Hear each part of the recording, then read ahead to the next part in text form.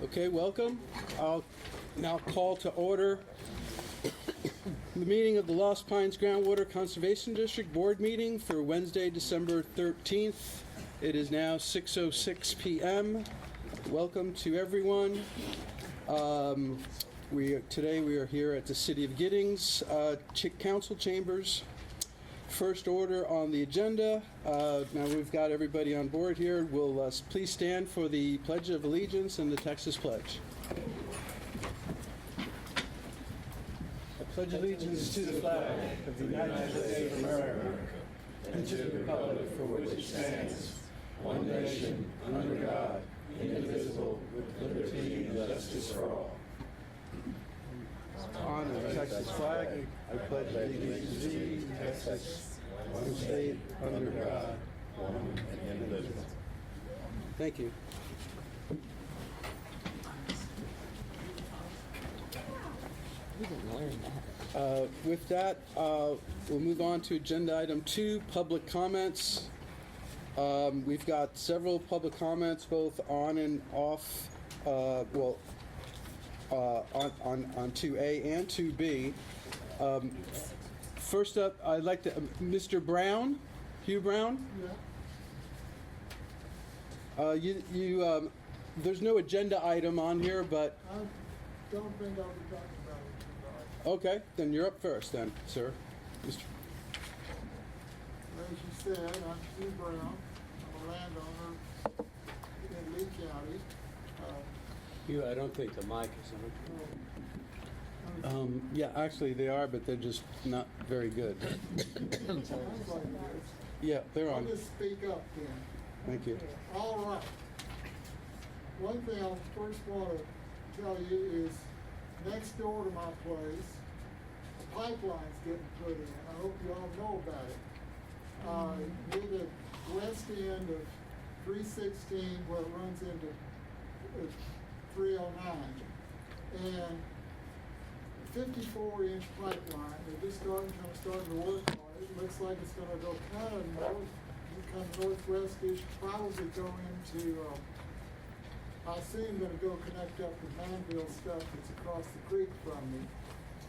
Anyway, if any of you know what that's all about, I'd love to know because it's right near me. And consequently, it makes me fear further for the future of my well. So I'm glad to see you have thing there on the mitigation, which I'm going to read with great interest.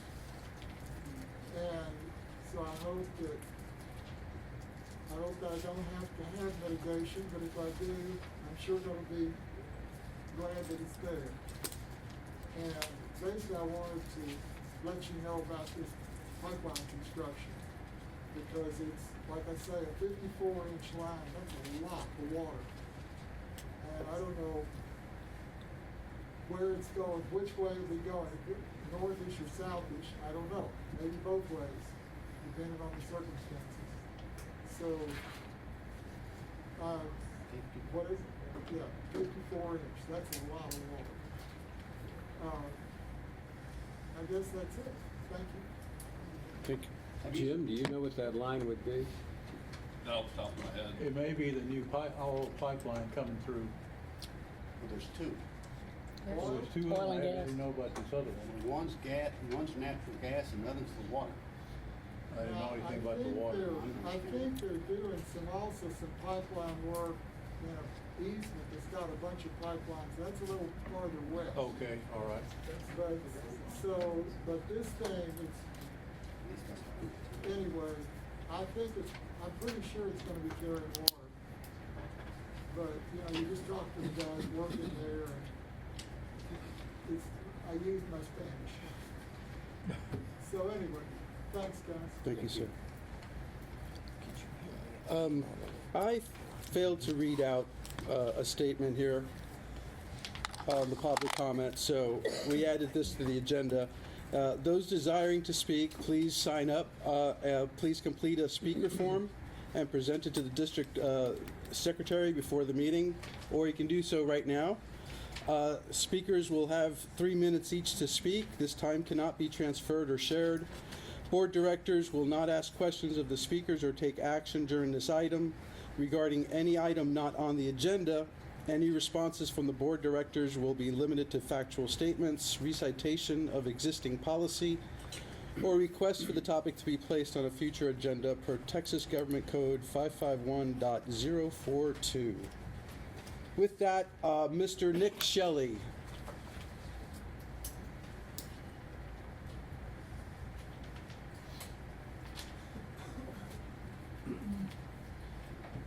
Good evening. So I apologize. I'm a terrible speaker. I know that, so I just go on with life. My name is Nick Shelley. I'm a landowner in North Lee County. I've got several issues that are the reason why I'm here. So back some 10 years ago, I wrote what I thought was a great speech, and I presented it to a board. I would assume maybe some of you were on it, maybe not. It was about the wells they were putting in and shipping the water to San Antonio. So my main focus then was the fact that there was no confirmed data showing that these wells would not negatively impact our water level.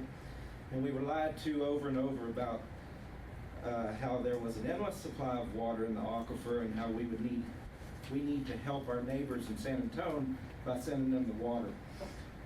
Little back history. My great-grandfather bought our property in 1941. My grandfather actually drilled our water well in 1981. We had no major issues with lack of water until 2019. Since then, we've had to lower our well twice. We're now as low as it can be lowered, and our next step is drilling a deeper well. And I just have a couple questions as far as who's going to pay for that, and where are all the people who benefited from this financially? There's a lot of people who made a lot of money on this, and all I want is water for my family, for my animals. Is that too much to ask? That's all I have. Thank you, sir. Mr. Shelley, as far as who, you might talk to our manager, Mr. Totten, about, we do have a mitigation program going on, and he can fill you in on the details on that.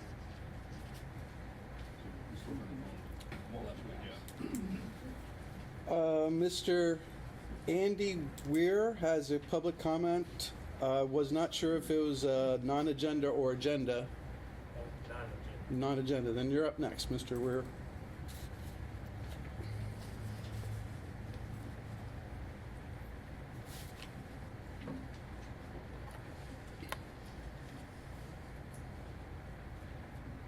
Good evening. I'm Andy Weir with the Simsboro Aquifer Water Defense Fund, working with landowners in Bastrop, Lee, Burleson, and Milam counties. Want to say thanks to the board for all the hard work in 2023, beginning with the legislative session, beginning with the mitigation program that came out of that, some good bills that were passed this session, and the work that y'all have done since that time.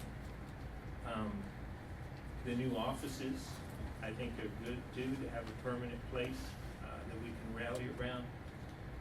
And that will include the ability to have teleconferencing for future meetings.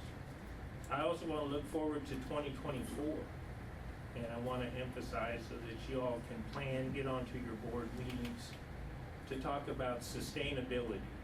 So first of all, wrestling with and defining what that word means.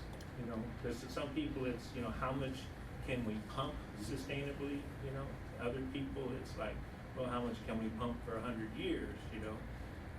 There's different definitions. And you want to look at, you know, the recharging of the aquifer and what's sustainable, and including all the people all the straws that are in that, not just producers that send the water to a CCN or to a wholesale water suppliers, but all the straws.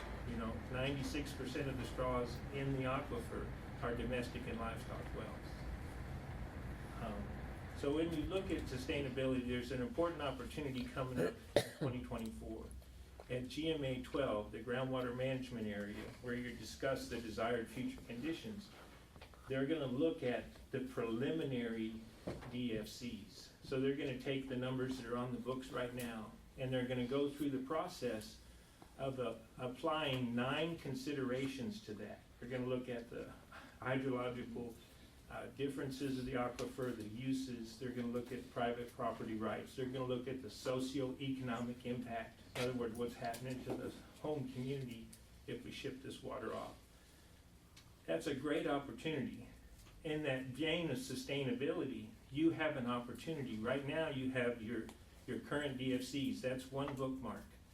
I would suggest you need to do the homework, but you supply another bookmark that's a sustainable DFC, because you're gonna go through this process, applying those 9 considerations. So have that thing out there so that you'll get the proper feedback, so that you only go through the process once, but you have 2 different sets of DFCs that you can analyze and get some really solid feedback.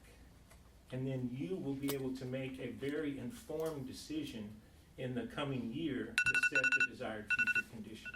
Thank you. Thank you.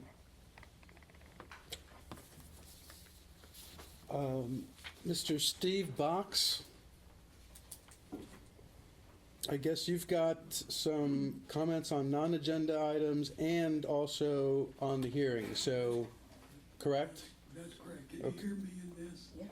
I have a very weak voice now, so this is yelling, so can't hear it all at me. I want to also thank the board for its service in the last year, as Andy has, and also to encourage you with respect to the DFCs coming up this next year. This review of the 9 steps in the process is something that's been lacking in the past, and particularly at the GCD level. It's been happening at the groundwater management area level, but not at the GCD level. And I would remind you that last year, or the last round, at the end, you gave some instructions to the general manager as to what you would really like to see. And those instructions then turned out to be a scenario 20 that was put together to describe what that looked like as far as a game run. So you might want to go back and start with that, I would recommend. What I wanted to talk about today is, in the last meeting, there was a discussion about the proposed Las Piñas Groundwater District's monitoring well strategy. And I understand I may have missed something in that, because I didn't realize it was just about those aquifers that were with DFCs, and recognize that the Colorado alluvial aquifer is not currently a matter of the DFCs, and Mr. Totten has told me that that will be the next step in part of one of the work that the LRE group does. So, but I do want to remind you that that is a very important aquifer for the Colorado River and the protection of the Colorado River, and that we've gone through some processes in the past where there's been some litigation of this matter, and that litigation led to the finding that the DFCs, should, or not the DFCs, but that any groundwater monitoring program should include the ability to monitor the surface water in some way or the other. And then that, we did, I thank you very much for having gotten this into the management plan, because that's the important first step of that. And so we are anticipating that you will be following up with that as the year comes forward. And we have, requested that DFCs be put in place eventually for that, once we have the data that it takes to make wise decisions on those things. But for sure, it is the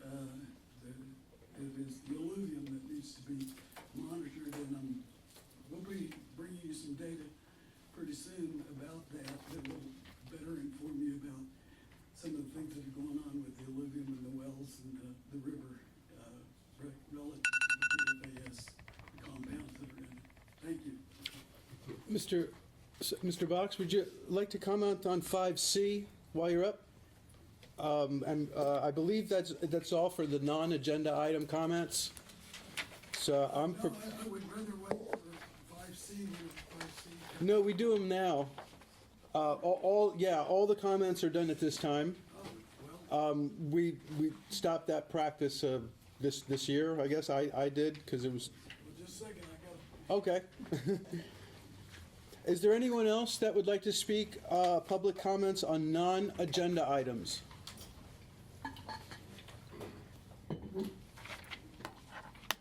Okay, so then with that, we'll be moving on to agenda item 2B. I was standing up. Oh, okay, so, sorry, sir. Did you, Yeah, I filled out. Eric? I filled out 2 forms, one for. Mr. Allman? Yes, Mr. Allman, yeah. Okay, And I don't have a lot to say, I'm just here on behalf of Environmental Stewardship. Steve asked me to come, just to speak as well to the well monitoring plan. As you know, DFCs are to be developed in part based upon the best available science.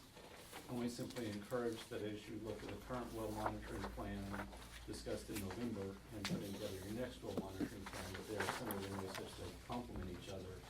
And developing both the best available science to evaluate compliance with the DFC that was adopted, and to help you have that best available science to adopt your next DFC, to include the Colorado alluvial aquifer.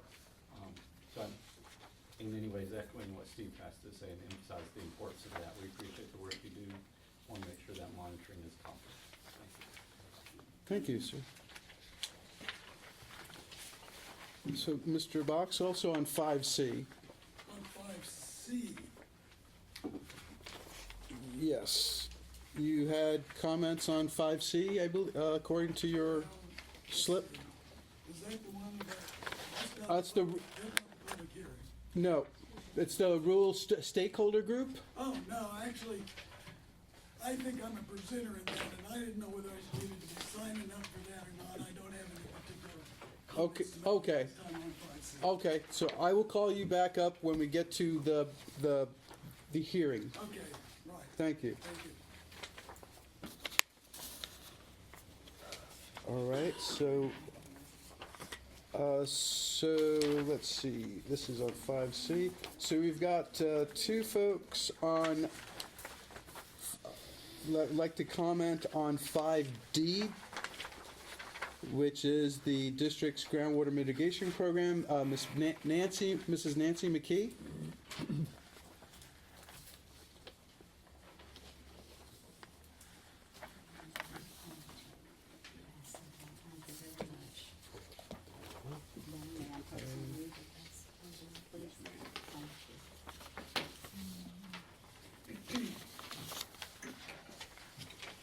Good evening. For the record, my name is Nancy McKee, and I'm a landowner in Lee County. With all sincerity, I wish to express my appreciation for the board's continued interest in considering landowners' input into the groundwater mitigation plan.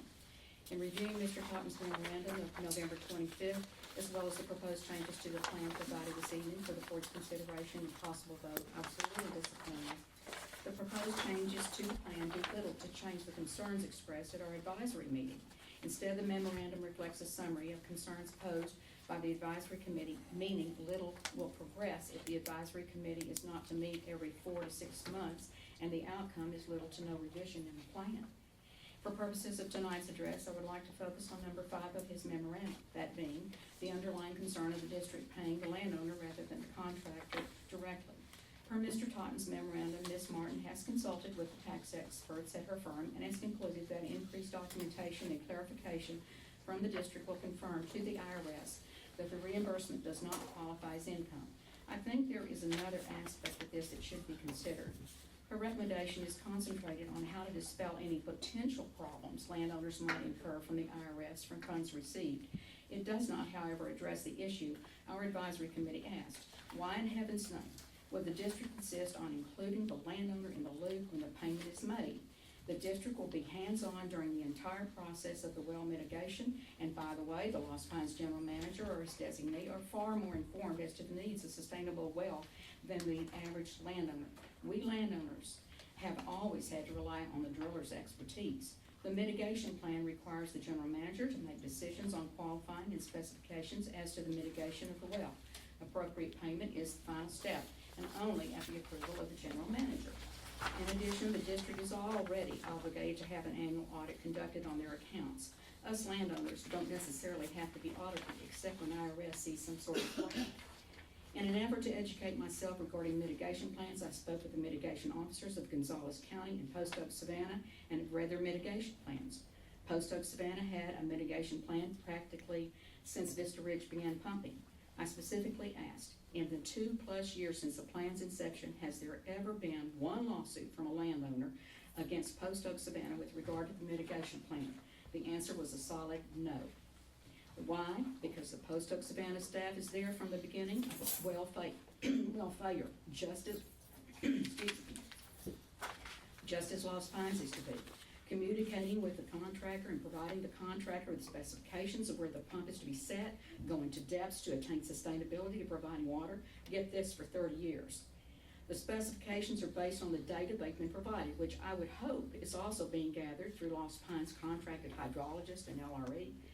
In addition, their plan includes indemnity documents, like Lost Pines' plan, that protects Post Oak Savannah from liability. Here's a plan that works and has since its inception. So my rhetorical question to this board, and I would hope you would be asking yourselves this: why does Lost Pines insist on a plan of payment that only adds cumbersome steps for Lost Pine as well as the landowner? I respectfully, but I resolutely ask this board to consider revision of the payment plan to indicate payment to the contractor directly. Thank you very much. Thank you. Thank you. Mr. Andy Weir?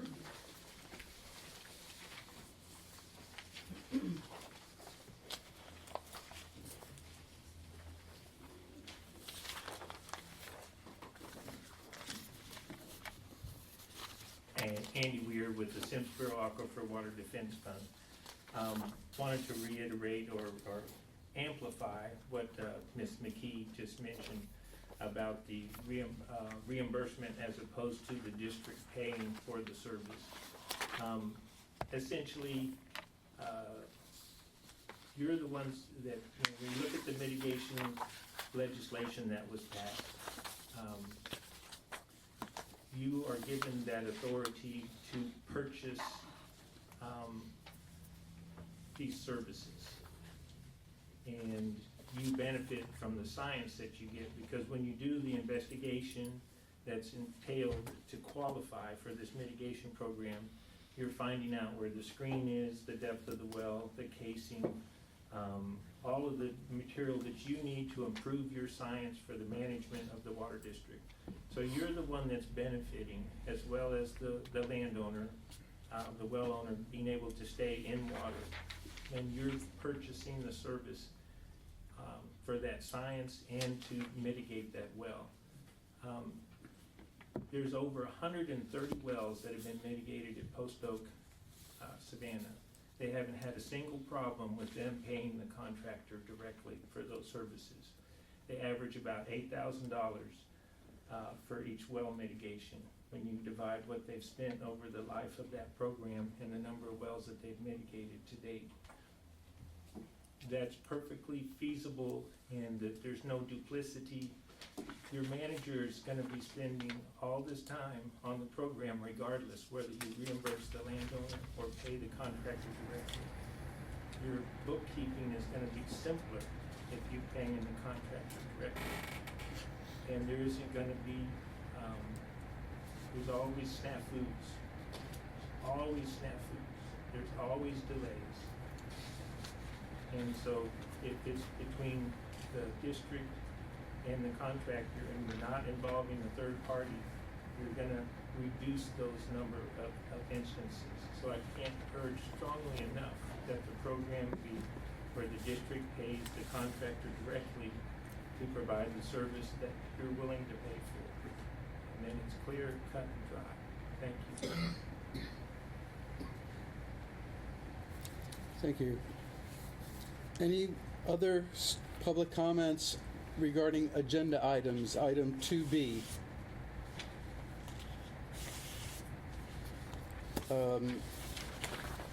Okay, otherwise we will then have, there are two folks signed up, Mr. Allman and Mr. Box, for the public hearing comments, so we'll save them for the public hearing. So again, anybody else for public comments, agenda or non-agenda items? All right, then, moving on, we will then open the public hearing at 6:31 p.m. We will move to agenda item 3A, continued public hearing regarding the applications of Aqua Water Supply Corporation for operating permits in 4 wells in Bastrop County to withdraw 807 acre-feet of water per year in Foster, 4,839 acre-feet per year Tyner, 3,226 acre-feet per year Waterston 1, 3,226 acre-feet per year Waterston 2, to be used for municipal purposes in applicant's certificated service area. So with that, with the opening of the hearing at 6:31, I'll now ask Mr. Allman or Mr. Box to come up and speak for the public comment. So.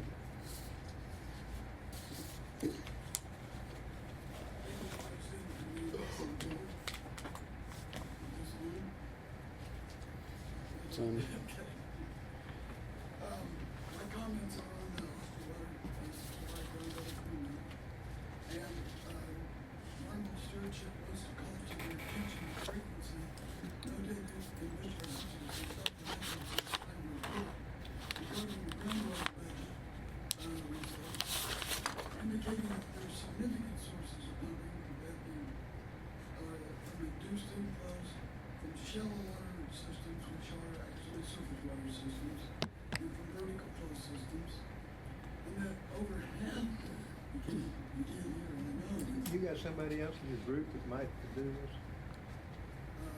Probably not prepared, but. Okay.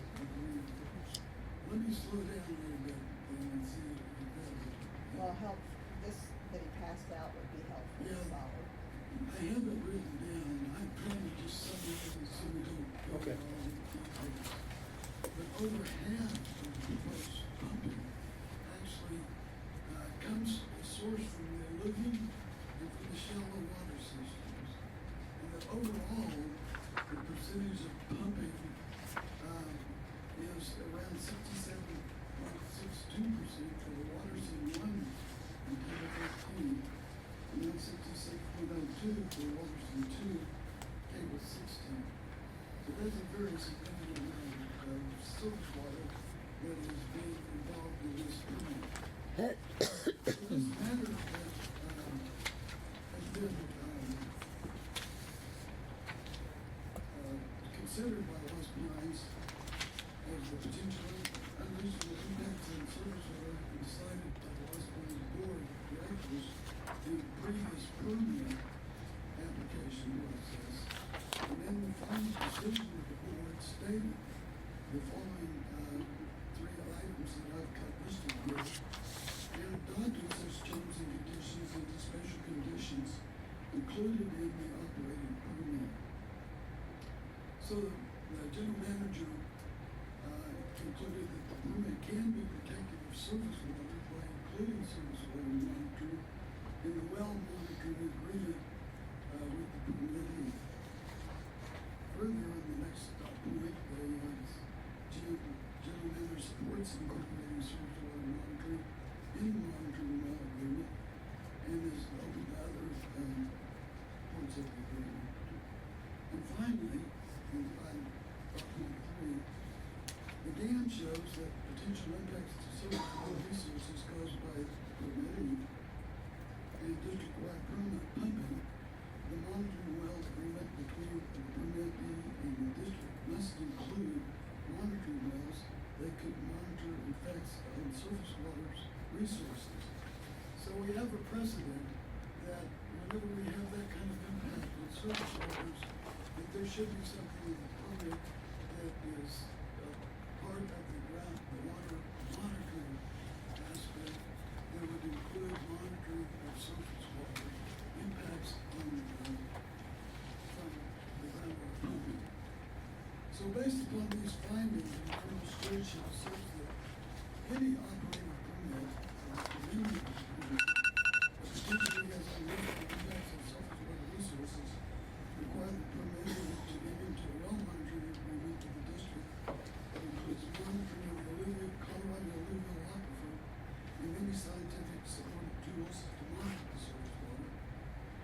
that any other such terms and conditions of management objective 5.2 be included in any permit or amended permit granted by the district where impacts on surface water are predicted. Finally, environmental stewardship asserts that such special conditions as are necessary to meet requirements 1 or 2 above must be included in any permit that is granted to Aqua Water Supply Corporation. Thank you. Thank you. Mr. Do we have questions, answers? No, not at this point, no, sir. Mr. Allman? Thank you, Board. And my comments are along the lines of what Steve has presented. I will provide the legal context that a consideration for the district when granting a permit or considering whether to grant a permit is the impact that permit will have upon surface water resources. So it's certainly well within your authority and it's consistent with your own precedent to require monitoring of the surface water in this area. And it is indicated that more than half of the water to be withdrawn will be sourced from those shallow water systems. And it's important to know that there's some uncertainty in that. Their wells could be significantly more than 60%. I think, yeah, it's actually 60% in case some of these wells. And it could be more, in that type of monitoring of the surface water in relationship to pumping is what will help you understand what the interaction is that's happening with this permit that will then help develop science taking in a broader view. So we do encourage that as you consider the permit and give directions on the development of the monitoring system, that monitoring of the surface waters be included within that. Thank you. Thank you, sir. With that, next part of the hearing, Mr. Totten, anything that, or any questions of Mr. Totten from the board? Elders, are we going to have someone from Aqua answer questions also? Yes. So the order of things will be that the next will be the Lost Pines will speak. Jim, Dr. Hutchinson, and then we'll have Aqua Thank you. speak, and then and that will be the order. So, Mr. Totten, if there's anything. I have, so with regard to surface water monitoring, LCRA does have three gauges on surface water features in the area. There are 2 on Cedar Creek and 1 on Walnut Creek. I've just started trying to access that data and put it together. Their system's not entirely friendly. By the time I got 18 months of data, I had 96,000 data points. Because if you ask for anything, they give you everything. But I think we can build from that a pretty good baseline to look at historic water levels, historic stream flow, and then compare that to integrate that into any monitoring that we need to do. So I think we have those tools. It's just gonna take a little time to develop them. But I guess that's one way to try and address that concern. In terms of trying to develop a permit condition that would be reflective of surface water, I don't know that can be done in this relatively short time frame. But in terms of actually incorporating some of those monitoring Cedar Creek and Walnut Creek had the advantage of not being impacted as they're not currently used, to my knowledge, as a recipient for wastewater discharge. So that historic record that we can get from those stream gauges is actually going to give us an accurate representation of what the conditions in those creeks are like, and we'll be able to use that as a baseline for comparison going forward. Jim, there is at least one wastewater plant, I think perhaps 2 of them drain into Cedar Creek from Maha Creek up in right on the Bastrop County, Travis County line up there. I don't know if any of that water actually makes it down into the creeks, or is Cedar Creek from Maha Creek, or is absorbed before then. I was unaware that there were 2 outside the county, but from what I've seen looking at the data so far, it doesn't look like they're having a consistent effect on the stream gauges inside the county. Mm-hmm. The monitoring wells, are they actually on Cedar and Walnut Creek? Or are they back a ways? Or are they in the alluvium? Or No, sir, not monitoring wells. Stream flow gauges. Stream flow gauges. Yes, sir. Where So, are they? It's 304 Bridge is one of them. 304 Highway 20, and I'm not familiar with where the Walnut Creek Bridge is, but Probably on 535 maybe. Yeah, I'm thinking maybe the 535 area. Okay, thank you. Jim, could you or Dr. Hutchinson distinguish for me shallow flow systems from surface water? I mean, I noticed it's been mentioned a lot in a lot of our materials, and shame on me for not asking before now. There he is. And this is the moment where I'm glad I didn't finish my PhD, so I'll leave it to you. Yeah, that's a good question. The way the model is set up, layer 1 is the alluvium, and layer 2 is what they call the shallow flow system, that actually represents the outcrop areas of each of the aquifers. And in this area, that shallow flow system is between 80 and 130 feet thick. So it directly connects to the surface water, the alluvium, but it also takes into account all the, essentially the shallow wells that would be in that area and the surface features, but it does, between 80 and 130 feet thick. Is the alluvium any particular thickness, or, I mean, it's been always my understanding it's around the waterways and it's Yeah. a certain depth. I mean, is there a certain depth that it goes to? Typically what we sort of default to is between 25 and 50 feet. Okay, But that can vary quite a bit, depends on the area. But for a regional model perspective, I think 25 to 50 feet is probably as good a guess as any. and so then 80 to 130 feet below that is pretty much the shallow flow systems. Well, no, you gotta remember that the alluvium, like in the Colorado River, that's its own formation. What we're talking about is away from the actual surface water courses is a shallow flow system that is the outcrop of the Calvert Bluff, Simsboro, the Hooper, all the aquifers. And so what they did in the regional model was sort of lump all those outcrop areas together and call that layer 2 the shallow flow system.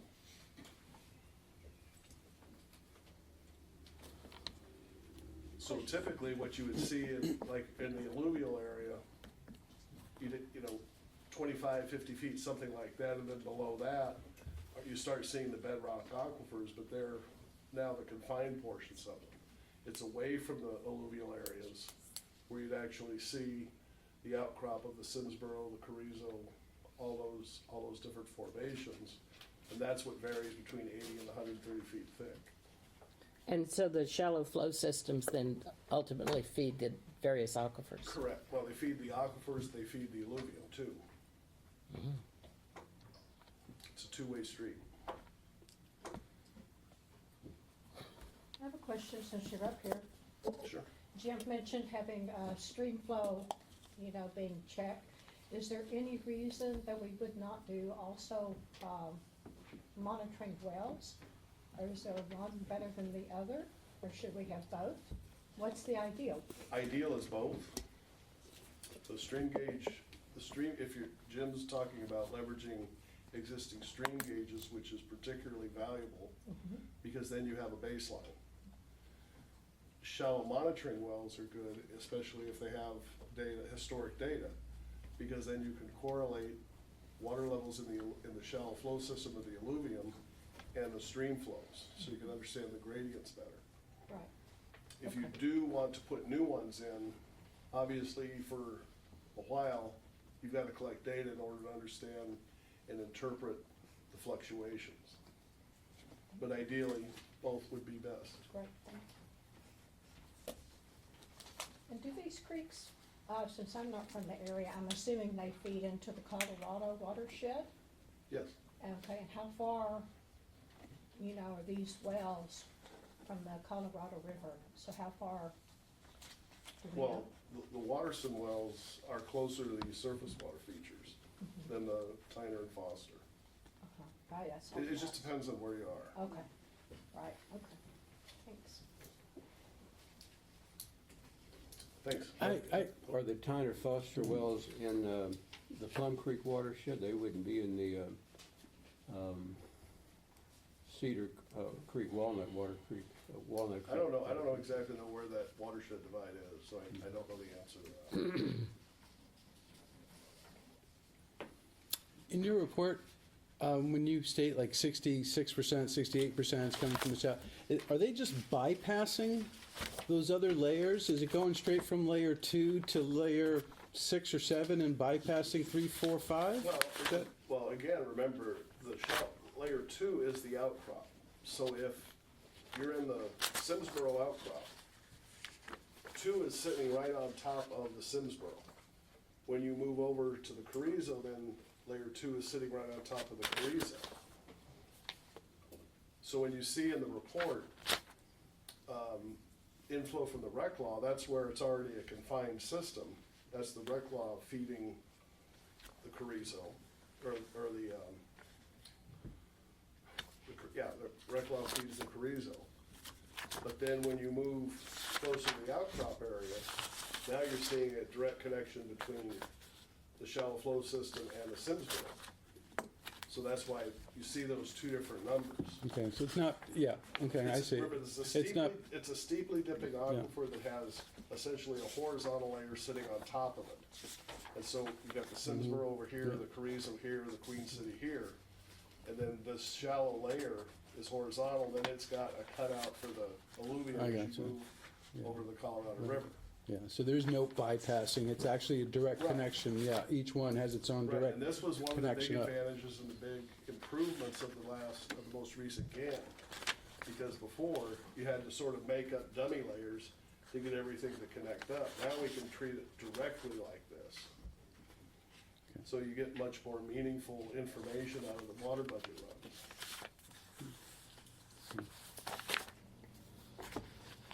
Any other questions for Dr. Hutchinson here? Thank you. Thank you.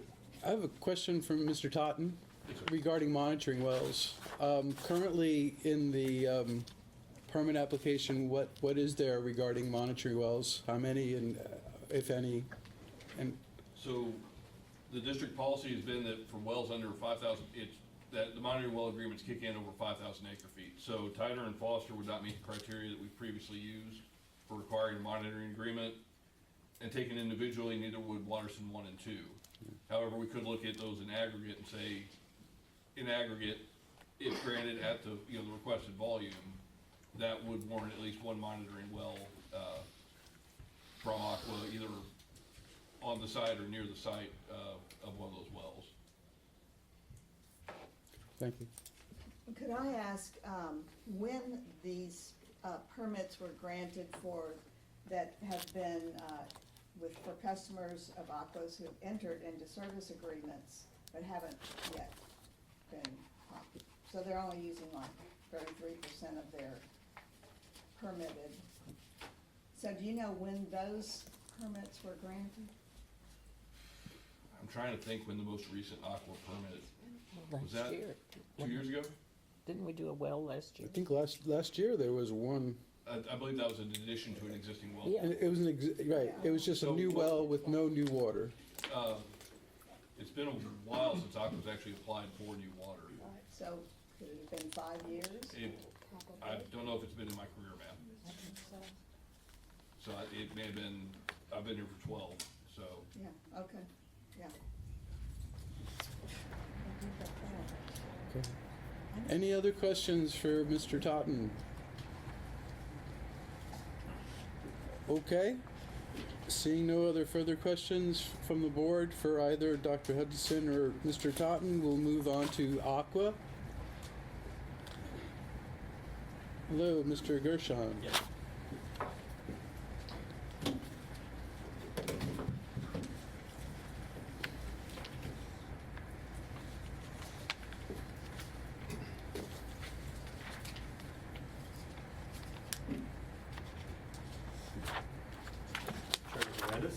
Board.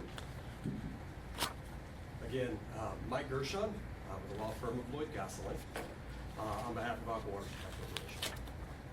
Good to be with you again.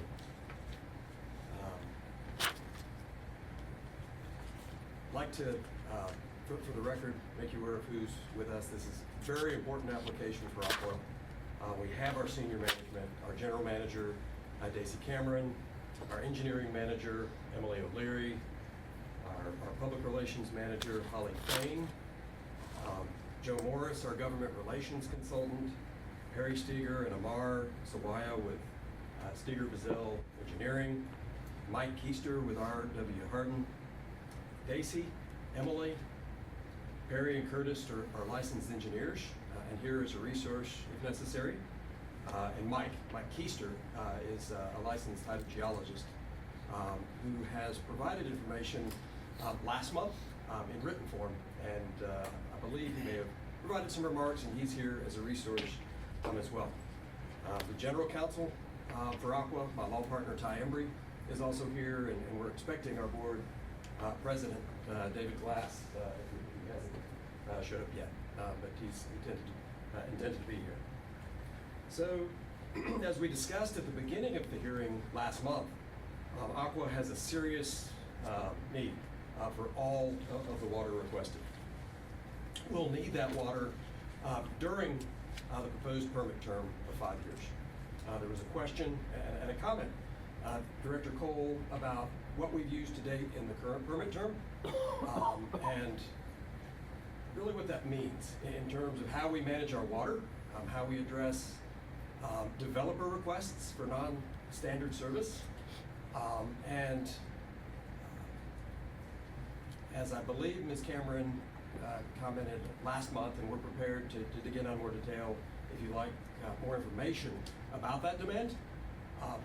All of our permitted water is spoken for through executed non-standard service agreements, which are developer commitments, as I believe all of the board understands.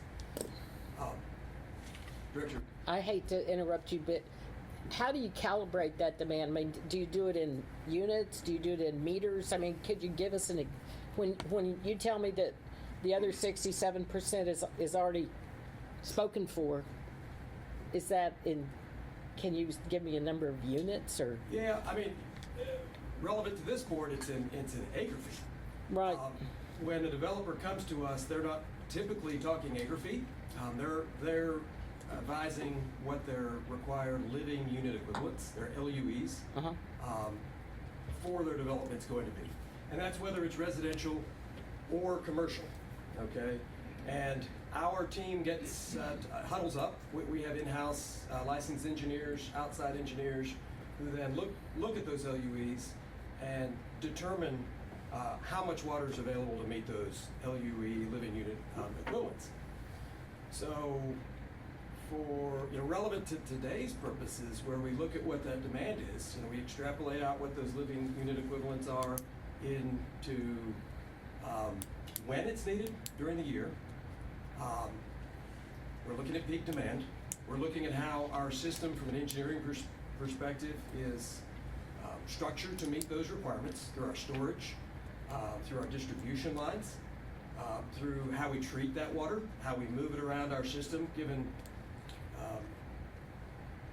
the Texas Commission on Environmental Quality's requirements that we keep our system pressured up, and always in a position to provide continuous and adequate service to each customer as they're situated, whether it's commercial, residential, or otherwise. So I'm not the engineer. We've got 4 here tonight who are prepared to get into those details, but to be very pointed in answering your question, we do a very detailed analysis, employing utility engineering principles to figure out how we're going to provide that continuous and adequate service day in, day out, month in and month out, to meet differences in seasonal demand.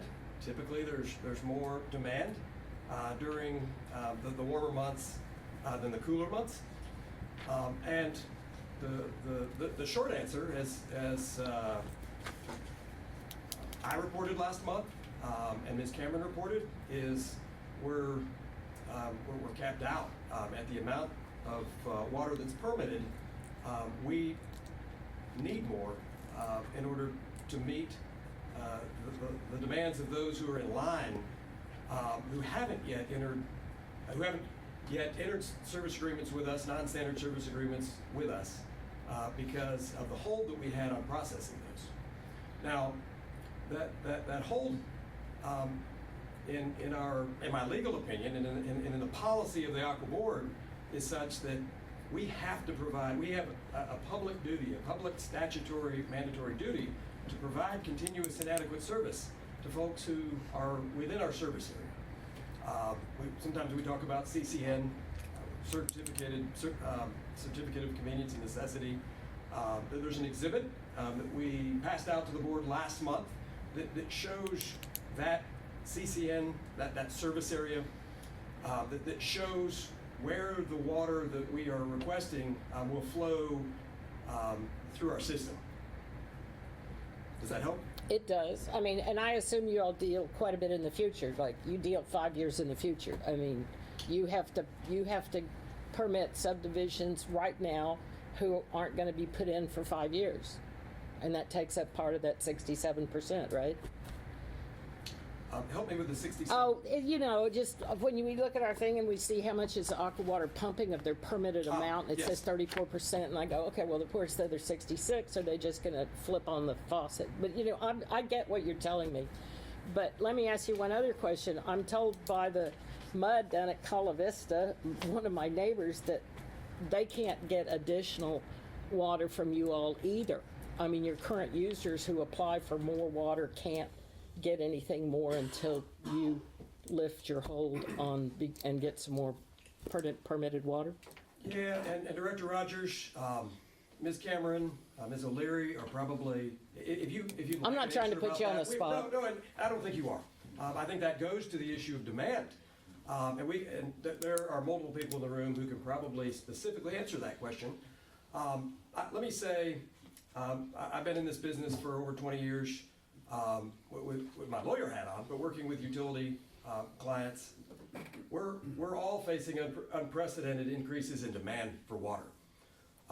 What we did to plan about 20 years ago when we first got the permits that y'all we're talking about. I think it's been about 2 decades since you all issued the permits that we've been relying upon. And population growth, increases in demand at that time were very, very different. What we're seeing now is unprecedented. That's a challenge for every public utility that's in what we call the triangle, the growth corridor from Dallas to Houston to San Antonio on up into this area. The growth is tremendous. Your responsibility, similar to our responsibility at Aqua as a public utility, is to figure out how we're going to deal with that. We've got a statutory duty to provide continuous and adequate service. That's not my language. It's in the statute that requires us to do that. And so it's our responsibility to project out what those demands are. And that's why we're here before you. That's why, I mean, we have, I don't know what the count of folks are that are in line asking for commitments for their property. Landowners who are your constituents. I don't know what the count is. There are multiple people in the room behind me who can tell you how many are telling us that they knew that water and what their plans are. And these are properties where folks are willing to put checks into our bank because they need the water. They're not, we don't consider those developer requests as speculative. We have to, as a matter of law, be prepared to honor the commitments that we make to those folks when they pay their fees and they sign those contracts to get that water online. I mean, those are imminent requests. Those aren't in the 6th year, 7th year, 8th year, or we would be coming to you in a year or two. We understand the permit term. It's 5 years. We're well aware of that. Our folks. I'm proud of Aqua Water Supply Corporation. They're very sophisticated. We have 2 engineers that run the organization at senior management, and they are very serious in the way they look at demands and ensuring that we can meet that statutory duty. Well, I don't understand, I guess that you said it's about 20 years ago that these permits were given to these developers that are yet, you've got to service them, but you are yet servicing them. They've got a contract, correct? Well, when we say those developers. You said for what we're talking about, this other 60 some odd percent. The rules were very, very different 20 years ago. And I've been, our firm has been representing Aqua for longer than that. I'll speculate Mr. Lloyd, Lloyd Gosselin was here with you all pursuing those permits at the time. The rules were very different. The statutes, gosh, 20 years ago were different. I can't speak to the reasons. Well, there was no, in other words, do you know where these developments are supposed to be within our district?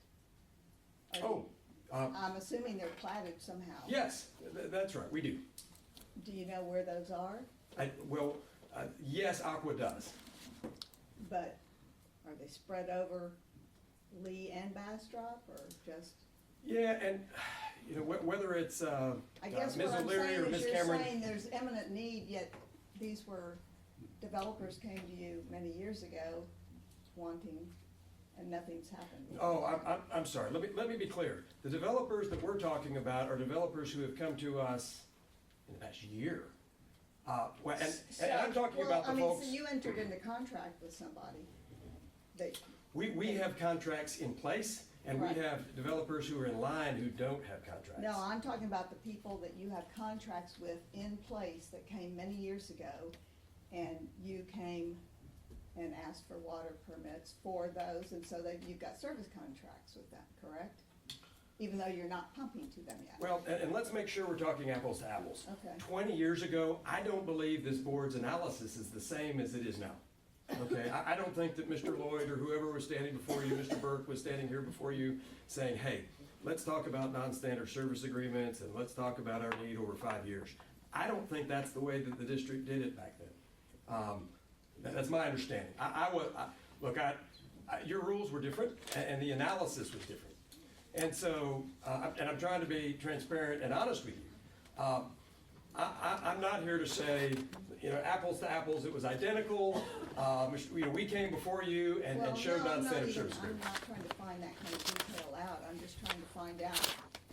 Apparently, folks came to you, you gave a contract to them, however it would be, but they're still not developed and needing water. I think I understand where you're going with this. What Aqua requested 2 decades ago-ish was an amount of water that wasn't required within 5 years. And I think that's it right. I was at Lloyd Gosselin, but I wasn't here before you 20 years ago. I know your rules were different. I don't think the question of the board at the time was, how much water do you need within the next 5 years? I think that there was long-term planning at Aqua, and they were looking out however many years, and they said, look, for the foreseeable future, we're gonna need, we see growth and we need X amount of water. And whether it was 15 years, whether the regional planning process was in place as of, I think it was 1997, with Senate Bill 1. Lot changed for groundwater conservation districts and public utilities like Aqua in 1997. And so a lot of folks were looking at, 50 years out for water planning. No, I totally get that. I thought you said you had service contract agreements with developers. We do. I thought that's. Correct. But where I think you're going with this is they haven't been in place for 20 years. Have those developers speculated, and we've had some in place for 6 months? Probably. Have they been in place for 3 years? I don't know, but I can get Ms. Cameron or Ms. O'Leary to come up and go and walk you through how dated some of those contracts are. Mr. Gershon, I would appreciate that, sort of a holistic look at that. And let me say, we'll answer that question. It's not for Aqua to second guess folks we have a contractual commitment to. We can't say, we've signed the contract, but you might not need the water, and so we might not give it to you. But we're gonna sign the contract telling you that we will because we don't think that they might need it. That's not how it operates. Our obligation is to provide water when they sign the contract and they deposit the funds for the contract. So right now, your contract for water began when? For the most recent permit? Was that 5 years ago? 20 years ago? I mean, When you say contract for water, the non-standard with service the agreements? permit, with the board. Oh, well, okay, and let's be clear, because we've had drilling permits, and I've been before you asking for drilling permits for new wells, recently. And, those were new wells, that were gonna be under the umbrella of aggregated permits, and you all know that, I don't mean to waste your time on that. You're talking about the production permits. And I wasn't here before you, my firm was with Aqua, and that's what we're talking about 2 decades ago. Okay. So, in 20 years, you have used 33% of the water for the permits, that's your permitted water? You know, there were some years where we had high demand. The year of the fires, years of drought, where we may have pumped more than we are, and I don't know. I'm seeing some nods, but we should get the right So people what I'm up here. getting at is simple math, at least the way I think. So in 20 years, you have used roughly 33% of the permitted allocation. So that means 20 years from now, you will use 66%. I can't agree with that, respectfully. I'm your lawyer. I'm not your lawyer. I'm Aqua's lawyer. I'm your lawyer right this moment. I'm your lawyer at the mic. But with all seriousness, we're seeing different growth now than we saw 20 years ago. There's going to be an So how many years do you think it'll take you to get up to the 66% of actual water usage? If we need, look, I'd like to pause and bring the right people up here to flush that out. There are 3 directors interested in that. Chairman Hernandez, can I bring Cameron and anyone on her team who might be in the best position? Ms. Cameron, as you all know, licensed engineer and our chief executive general manager. Where to start? So, generally speaking, what I'm hearing, if I could reiterate the question, why are we using 33% of our permanent capacity? Part of the reason boils down to an operations issue where we're limited to a certain instantaneous flow. Those wells can only produce a certain amount instantaneously. If we were to pump that well 365 days out of the year, we would be at that full capacity, but we can't do that. We're only pumping the water when in the year there's a demand for that water. So if we want the ability to further access that full annual amount, we would have to come back before the district and ask for an operating permit for another well to be able to produce more instantaneous that would aggregate and feed into that annual. Ms. Cameron, I don't think I'm alone in trying to wrap my head around this. And of course, the biggest question is, why don't you use up the other 67% of the water? And I realize you're addressing that question. Just so I personally will have this information in front of me, how much water has Lost Pines permitted for Aqua? How many acre feet?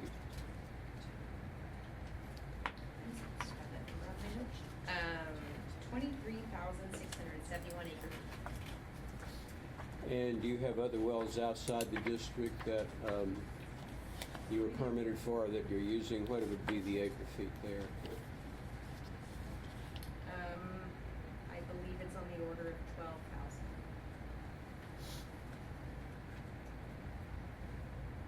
Excuse me, just a minute. I just need to, I'll forget this if I don't write it down.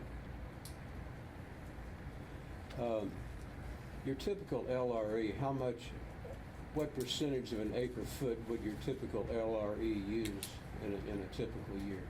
I think it's about 1 to 1. An LRE would use 1 acre foot of water? Are you talking about an LUE, a living? LUE, I'm sorry, yes. Yes, sir. It's not perfectly 1 to 1, but it's around there.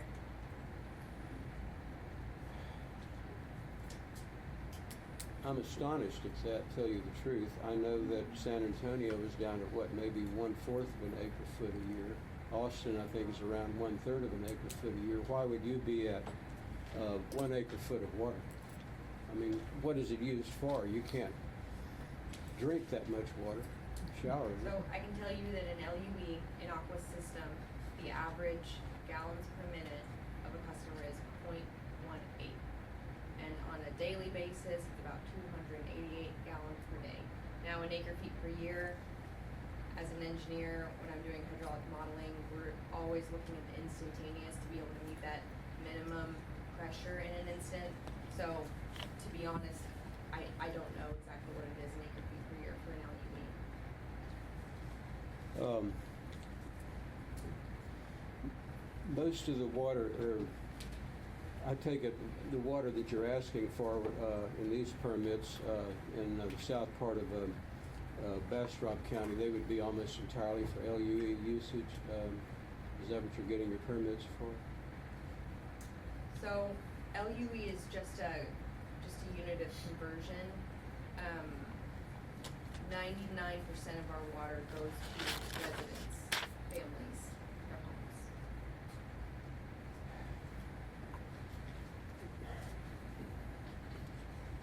Well, you're asking for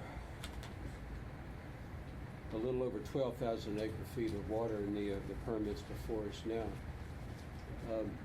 Are you saying that will only serve about 12,000 LUEs?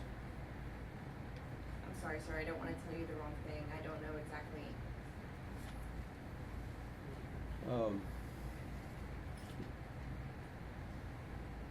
Is that I mean, am I asking a question that can be answered even, or am I asking it in the wrong form?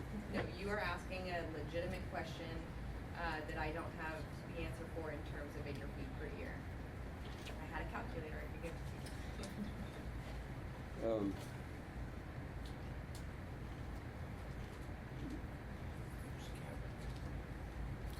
I might pipe in here as well. I'm Emily O'Leary. I'm the engineering manager at Aqua. Could you repeat your question? Because I have a few figures here that I might be able to answer. Thank you. Your typical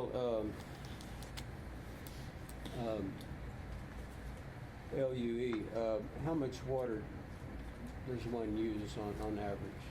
So what I can tell you is that we have almost 16,000 LUEs of commitments that we've made. So this is an imminent demand, and that's not taking into account growth over the next few years. So that demand for 16,000 LUEs, the instantaneous demand is almost 10,000 GPM, which extrapolated out is 14 MGD and approximately 16,000 acres of water per year. That's of course assuming full use of the wells throughout the year. I still don't understand how much a typical LUE, how much water one would use in a typical year. We can calculate it real quick. I would appreciate that. Okay.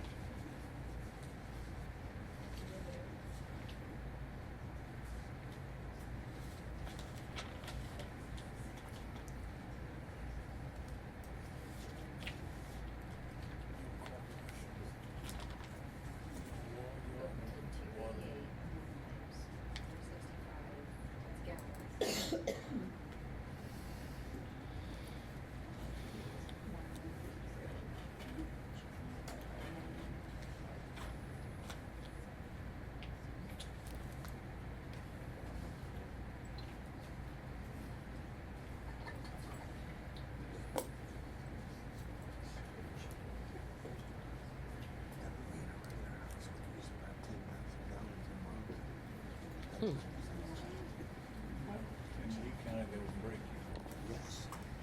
If you use an acre foot a year or something. 10,000 gallons a month in Lee County. Oh, yeah, we get a bill for 3,000, that's the standard Apple bill. She said 288 gallons per day.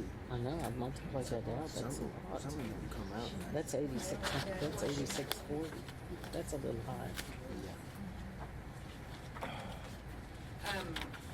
I have an average day value, but I don't want to give you an acre feet value until we study it further. When a developer comes to you requesting water? What form does it come in? Are they requesting X amount of meters for their property, for one for each LUE, or they, how does that work? What does that look like in the contract? It depends if it's a subdivision or a commercial development, but A subdivision. subdivisions, they would typically ask for 1 5/8 inch meter per lot, and each lot would be considered 1 LUE. So, about, can you tell me about, in the area you're considering for the water we're discussing tonight in the southern part of Bastrop County, how many LUEs are we looking at? Of our total 16,000 LUE commitments that we've made, I don't know exactly how many are south of the Colorado River.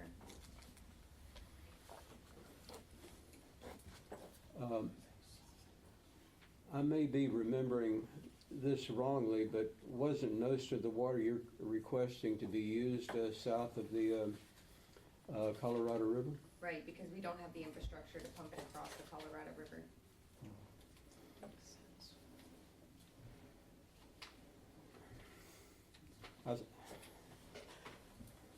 I don't know what to ask. I'm trying to get a handle on how much water an LUE uses, so we can equate that with how much water you're being asked, you're asking the district to permit you for. And I'm not, I haven't heard an answer to that. Let me try a different angle Thank kind you. of question. All right, you mentioned 16,000 acre feet for the LUEs Yes, at full capacity. correct. But historically, you're only doing 33%, so you really only need 5,000 acre feet.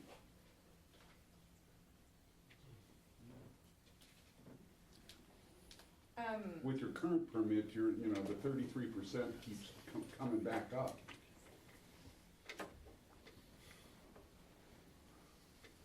One more time. All right, so 16,000 acre feet at full capacity, or full pumping, you said that. But historically, your permits, you have not been pumping at full capacity. Right. You've been doing 33%. So I'm just doing a rough calculation. You only need 5,000 acre feet if the 33% applies to these new 16,000 acre feet, LUE. Yes, I think your question shows that you understand the difference in the annual. If we were looking on an annual basis, it would be the one-to-one that I mentioned earlier. But these wells in particular might not be using water a third of the time because they're fairly brackish. So we might have to blend them, so we might be pumping them more often than a third, which is why I don't know specifically what the conversion is. Could I ask that, it's been said that you were gonna use it in your service area, and in the cover letters for the permit applications, you said Lee, Bastrop, and Caldwell counties on the cover letters. But then you said you will not pump, then it says where you're gonna pump outside of our district, which Caldwell County is outside our district, and we've marked no. And then Director Cook asked a question, were you going to pump outside of our district? And the answer was, that is not the intent, but it did not say no. Are you planning, or would you be pumping to Caldwell County? Do you still have this exhibit that we provided last time that shows where we're planning on Yeah. sending Wasn't water? here last time. Can I provide it to you? Sure.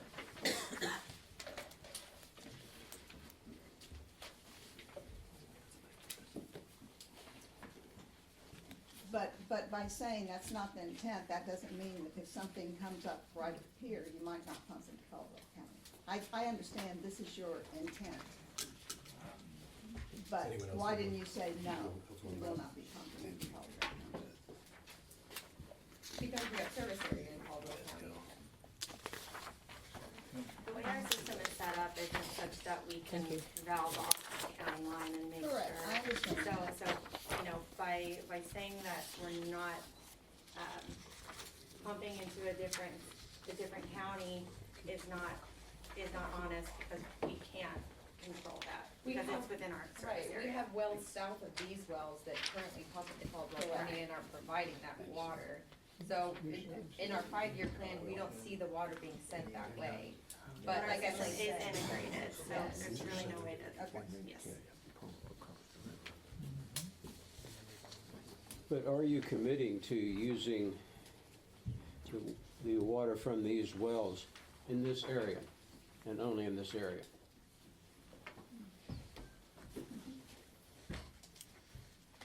Say yes.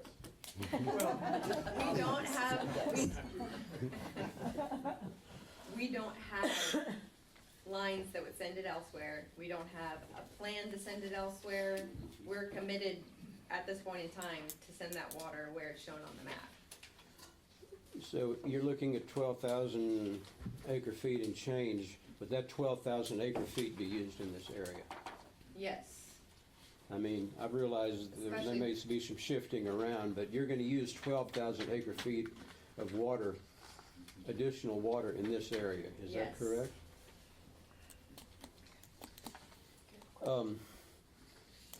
Your LRE, you said, uses 288 gallons per day.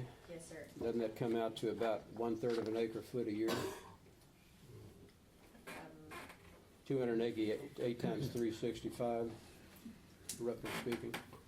But yes, Because I can't get over this, that you're asking us to give you 1 acre foot of water for every LRE. It's not an LRE. I'm sorry. That's okay. We don't speak.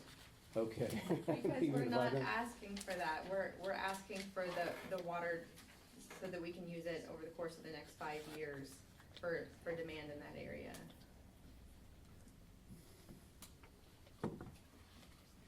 So if the demand doesn't materialize, you'll just have it on the books like the stuff that's on the books now, that won't be pumped? So the 16,000 LUEs that we're talking about, that's just for people who have already signed contracts. We have 25,000 other LUEs who have applied.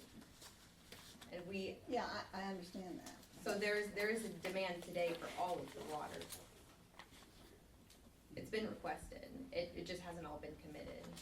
But it's not all in this particular service area? Not all of it, no.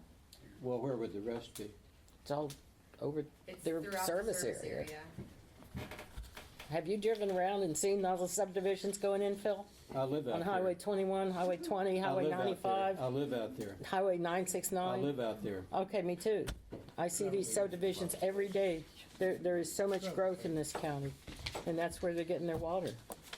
Yes, I understand that.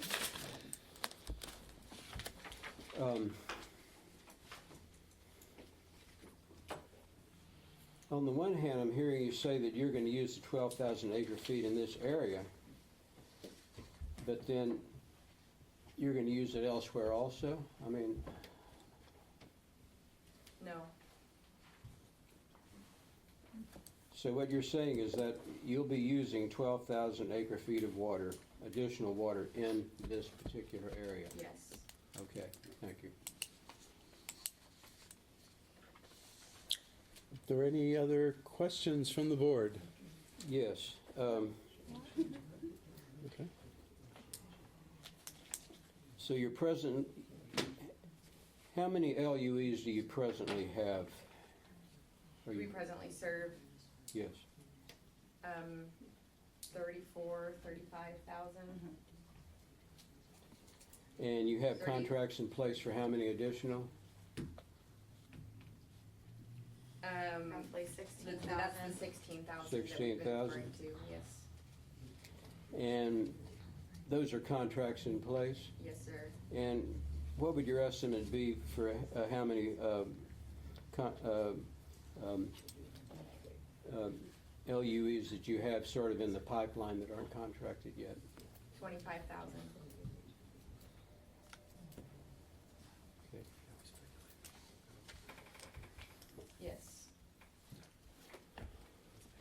Mr. Gershon's reminding me that we expect more to come in the next 5 years. That's just who's applied today.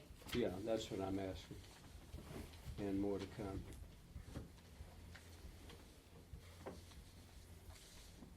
Well, I think I'm clear on that, although I don't understand the acre foot per LUE. Yes, I'm sorry about that. I just don't have the figure on the top of my head, but it's certainly something we can calculate. I just don't want to tell you the wrong thing. Okay, thank you. Yes, sir. Thank you. May I? I have a question too. Oh, Director how do you Smith. feel about doing monitoring as has been suggested? Yeah, I think we already participate in monitoring. Is it not part of the permit though, right? Jim? This The part- draft permit for you, no ma'am. It's not That's what I included in the thought. draft permit. So I know it would be another possible delay, or it might be something that could be worked out even if approved. Just wanted to know what your response was. As Mr. Hutchison said, street monitoring plus not regular monitoring, would be the ideal.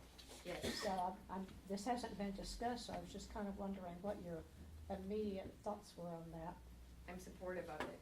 You have anything to add? Well, you heard from the right person, Ms. Cameron. Okay. Now, Mr. Allman came in public comment, and I know y'all don't consider public comment as part of your process. But his observation was what? It was generating more data, more science for the district is always a good thing. We agree with that. Yeah.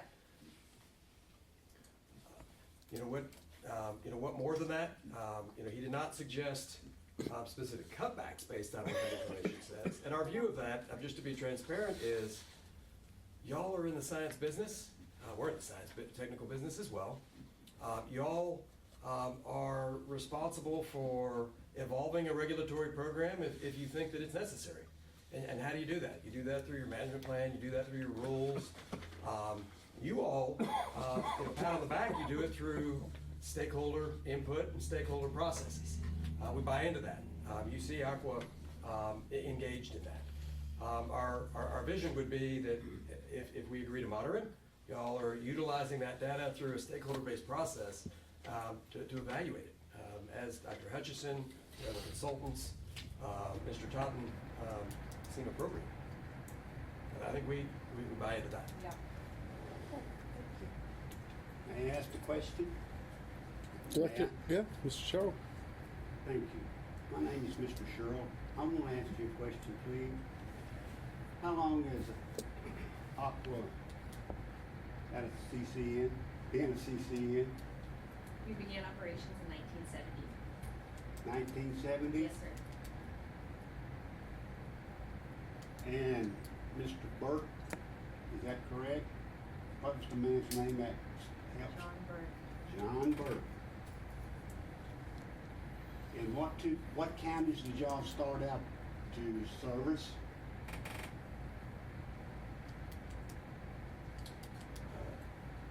I think it was just Bastrop and That's correct.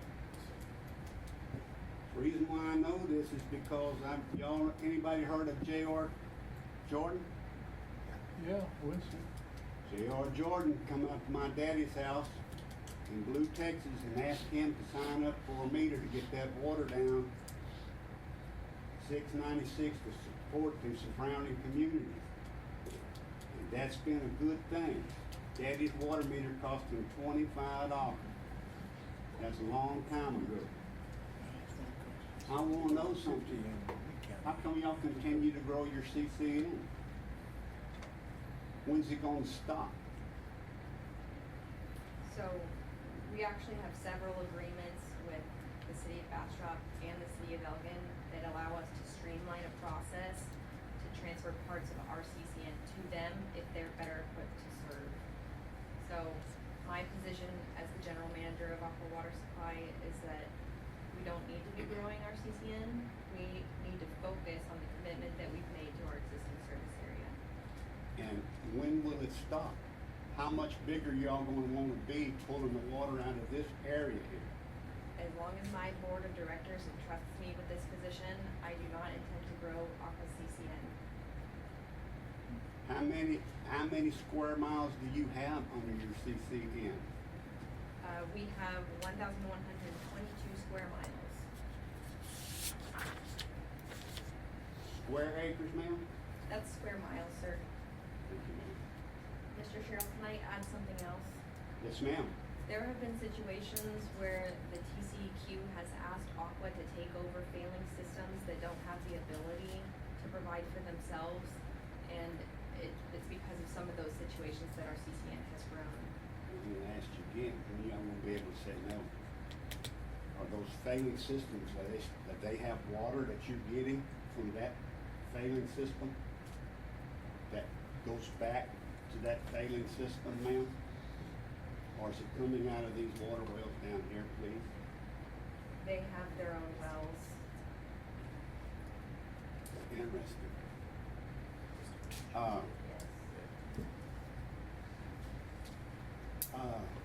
And that guy you talked about that was on that, he was a big old heavy-set black-haired boy. You mentioned his name a while ago. Mr. Lloyd? That was on the board in the beginning? John Burke. Who? John Burke. Okay. I remember him saying on the board down one night, there's plenty of water in this aquifer down here. And he walked out the door, because I guess his term is over. Well, I believe that there is a limit to the water. One of these days, we're gonna have to put a floor on this, because what are we gonna grow? How many of these new water wells how much of this water that you want is gonna stay in the original district? There, like they said, there is hundreds of strips of it. There's a lot of different little subdivisions that's going in on 696, 1660 up around Elgin. And it's a lot of trouble for us to try to think about when all of that money, all of that, that's just my perception of it. All of that money, all of that tax money stays up there. None of it comes into Lee, Bastrop County. And we don't have any, we're gonna continue to have enough water down here for our people. Thank you, appreciate it. Any other questions from the board? Director, or President, I have a few questions if there are any others from the board. Okay. I had a few more remarks in closing, if I can have that opportunity after the questions. Sure. Sure.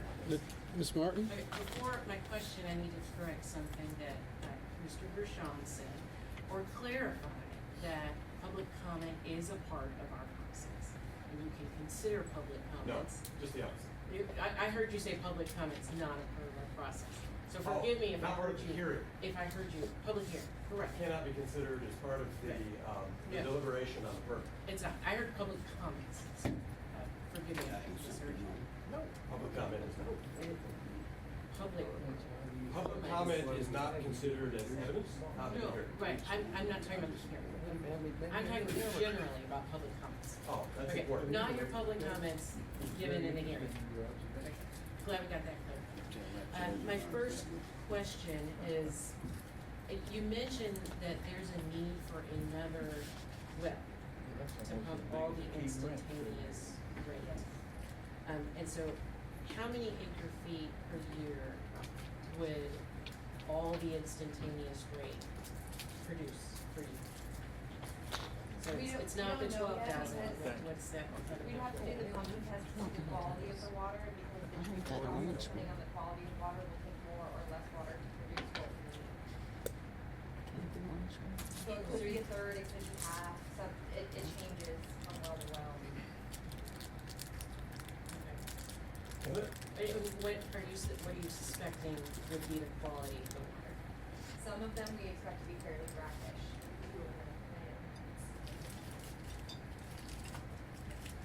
Which two would you be expecting to be brackish?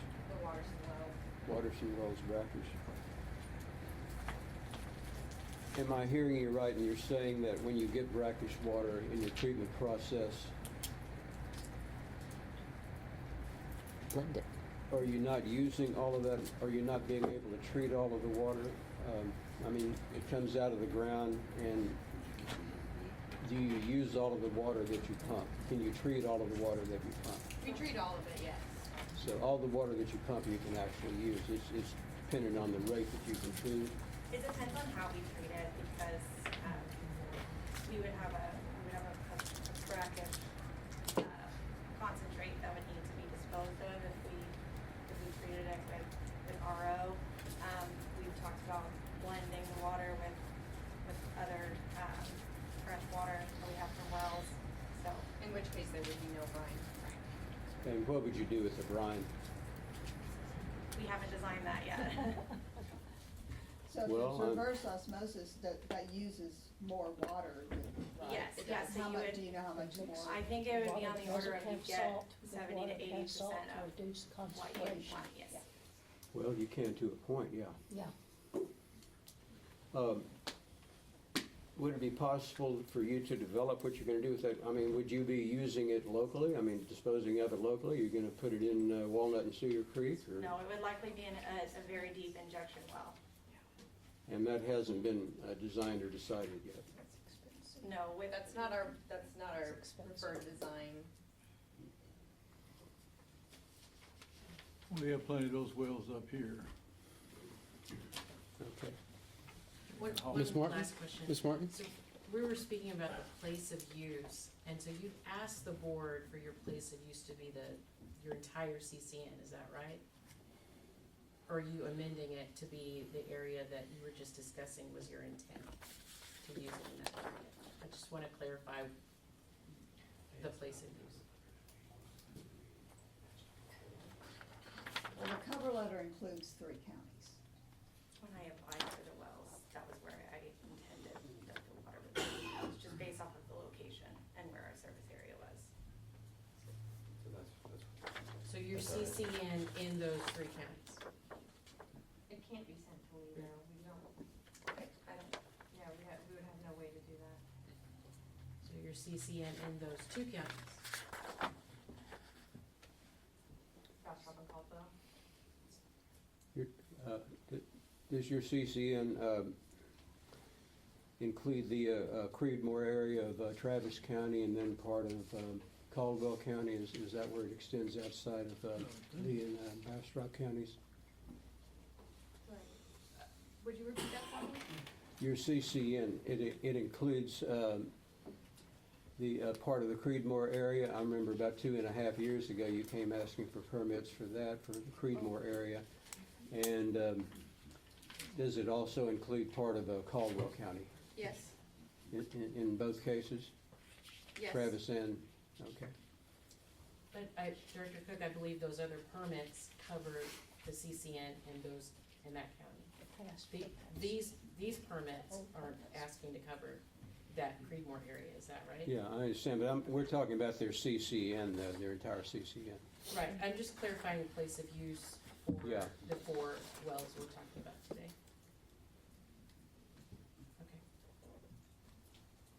Okay. Any other questions?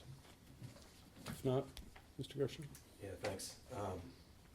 Appreciate the board's attention to this. It's, we recognize that it's a large volume, relatively large volume, but necessary for what we do. Y'all are in a unique situation in that the next applications that you process will be processed under different criteria, different rules. It's our understanding that we're the last pending application, or at least the last pending application of the utility. I think we're the last pending application under the other rules. We're aware of that, and we've given some thought to that, and it's helpful for Aqua to be operating under the prior rules, just as it was for Manville. A lot of the questions that you grilled us on, y'all did not grill Manville at all. It was a 20-minute hearing, if I read the minutes right. Manville got what they want. It wasn't continued. They extrapolated out their pumping 24/7, 365 days. You've done that for other applications over the years, and that's not wrong. It recognized an opportunity for utilities to request new wells and to grow into that water, which is, for those utilities, a responsible thing to do, to ask more than what you need in the following year, but to look out as far as you possibly can. Under the rules that we're operating under, we only get to look out 5 years. We don't get to look out 50 years to secure the permit, and we've done that. And you've heard testimony from our two engineers, backed up by Steger Bazell, that helped to support that analysis and what went into the application. We followed very carefully what happened with Manville WSC, and I make that point only because we wanted to make sure that we were getting our house in order as we came before you last month, which followed October 25th, which was the hearing date for Manville. Based on what you did with Manville, we believe we're nearly identically situated. And I'm talking about the demand. We recognize that our wells are where they are, and where Manville's are where they are. We haven't talked much. We haven't. You haven't. We haven't been asked questions about the technical science side. Our hydrogeologist Mike Keister is here, and we agree with Dr. Hutchison's conclusions. We believe that Dr. Hutchison's data and our interpretation of that data shows that we meet all of your criteria that look at unreasonable effects on groundwater, unreasonable effects on existing permit holders, and unreasonable effects on surface water. We don't believe we're causing unreasonable effects on any of those three categories. We went beyond that. We heard the concerns of the family that came before you last month, and we took a harder look at their well. It's a shallower well. You all know that we care about exempt well users. Back in the day at the time it was NDOT, we fought during the settlement discussions with NDOT to develop a mitigation fund by contract to take care of exempt wells. We've also looked at those exempt wells that we know about, those that are registered, to see if there would be unreasonable effects. Okay? We know that when anyone pumps, whether it's from an aqua well or an exempt well, the water level can drop. We get that. And Director Sherrill, this supply isn't infinite, but we're blessed with good water. The Carrizo-Wilcox system is a good system, and we have to be careful over time. And we're fortunate that y'all were created, and we recognize that over time, y'all will have the hand on the wheel, and your obligation, thinking big picture, is to ensure that system isn't broke regionally, within where you have power. And I trust that this board will keep its hands on the wheels and look at it holistically. When you close this hearing and you all make a decision today, or whenever you make that decision here within the next few weeks, if not tonight, y'all are then going to hear from Ms. Cameron again about the work that she's doing with Steve Box and with others in the room on the bigger picture, planning for the future, thinking about whether and how to address mitigation. We're not looking at that. We've got our blinders on here. We're abiding by your rules as it relates to the permit application in this hearing. But you will hear from Ms. Cameron again here in a few minutes in another context. And I can assure you that Aqua, you know where Aqua's headquarters is. You know where Aqua's CCN is, and you've heard Ms. Cameron talk about her mission as the general manager in taking care of constituents that are y'all's same constituents, locals. This is local water going to local people. So when I put my blinders on as the lawyer for Aqua Water Supply Corporation, I read your rule, 5.2, and that implements 36.113 of the Water Code. And it's my responsibility to help Aqua Water Supply Corporation walk through every one of those criteria. And we honor and recognize that your responsibility is then to consider those criteria. We believe we've met all the criteria, just as Manville did. We think that the issues that we spent over an hour on last month, and that we spent considerable time on today, establish that we meet those criteria, that we're not unreasonably effective the groundwater, the surface water, existing permit holders. We went beyond that and looked at exempt use also. With respect, and if you have any questions about that, because we haven't spent much time on that with Aqua. You had some questions, I believe, for Dr. Hutchison and Mr. Totten. We have experts in the room who can address those issues as well.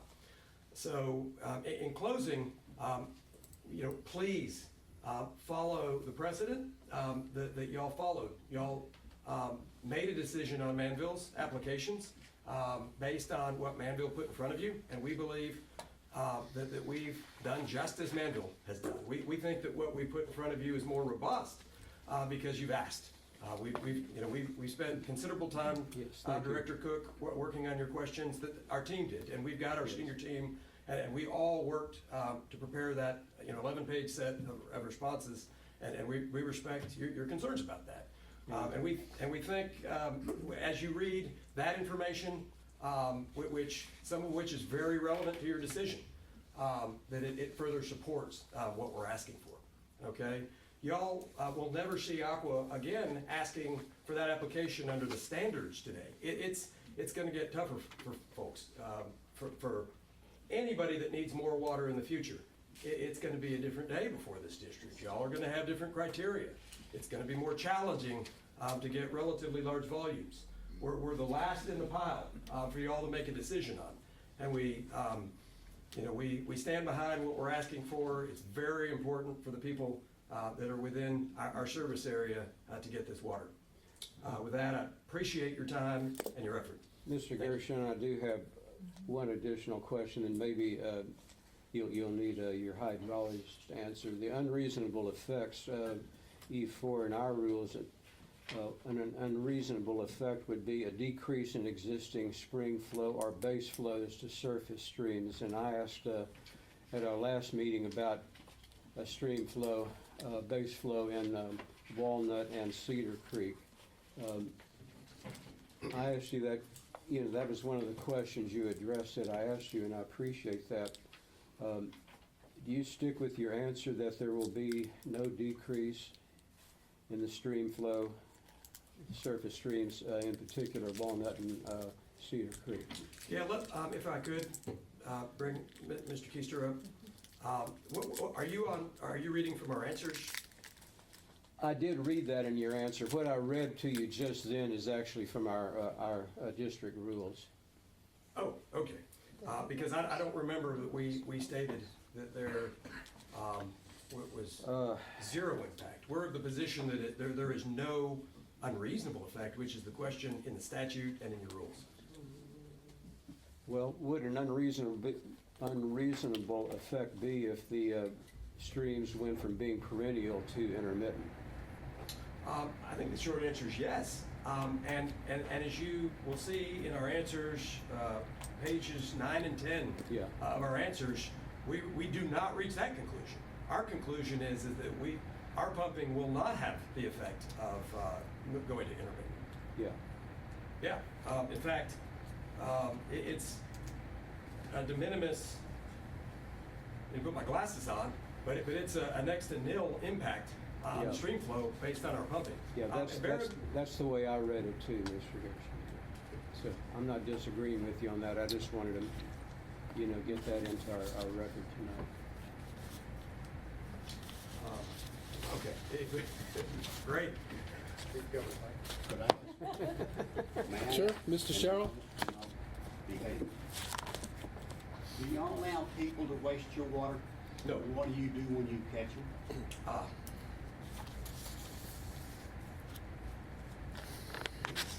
We have a drought contingency plan on file. If someone is using water the way they're not supposed to during certain stages of our drought, we are authorized to disconnect service. Have you ever? We have never had to.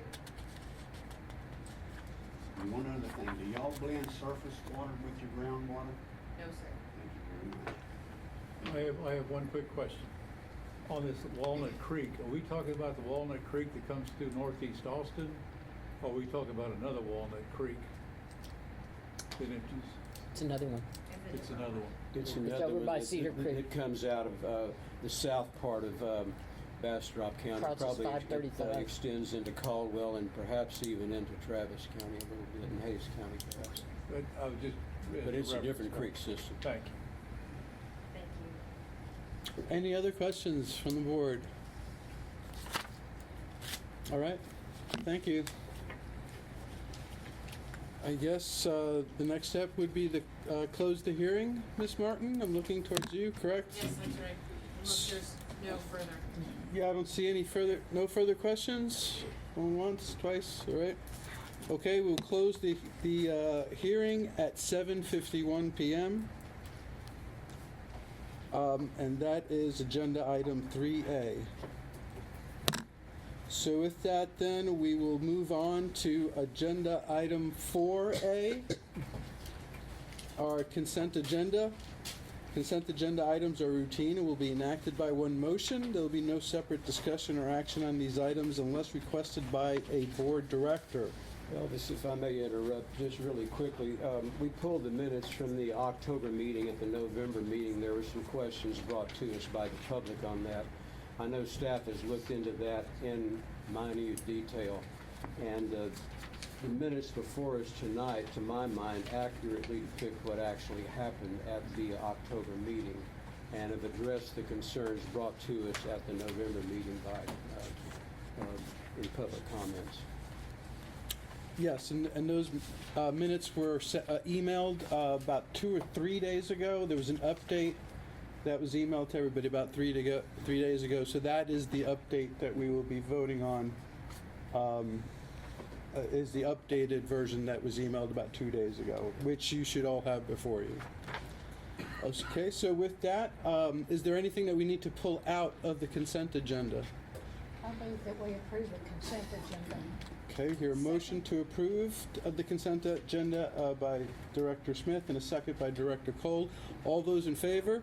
Aye. Any opposed? Hearing none, the motion passes. Okay, so that's item 4. So item 4, we will now move on to our regular agenda. Item 5A, announcements. I believe Mr. Totten, you might have an announcement? I've got something in my GM report. In your GM report. Okay, so with that, I do have an announcement. I would like everyone to please join me and the staff in congratulating Mr. Billy Sherrill for 20 years of service to the board, on the Lost Pines board. So Mr. Sherrill, thank you. And there's a little token of the staff's appreciation to you. Okay, congratulations.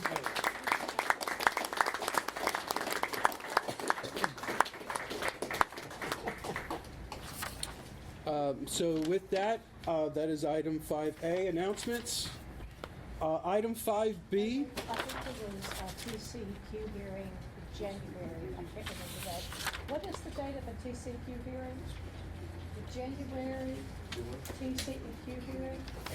Oh, the email regarding the Mr. Weir.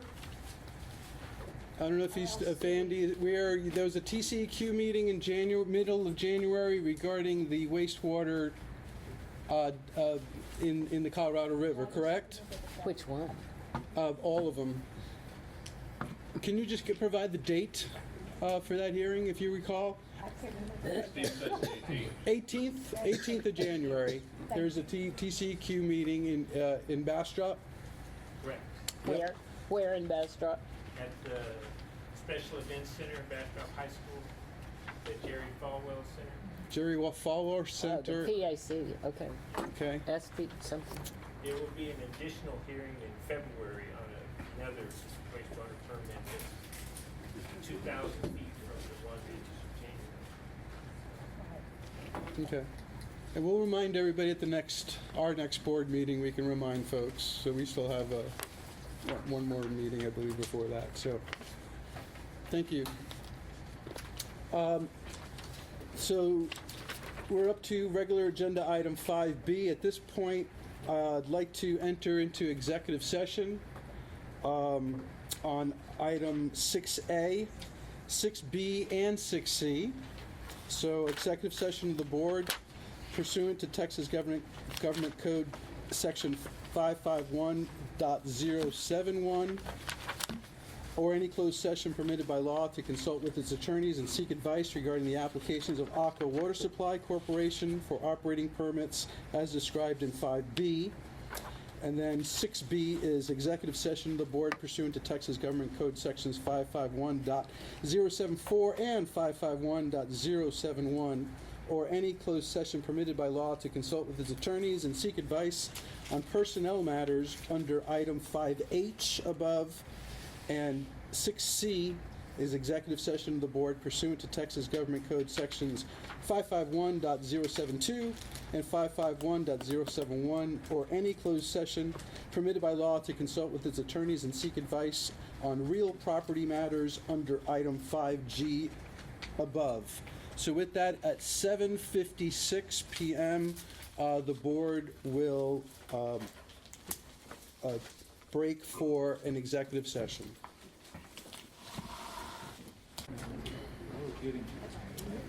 Okay, the board will reconvene from executive session at 9:07 p.m. No votes were taken.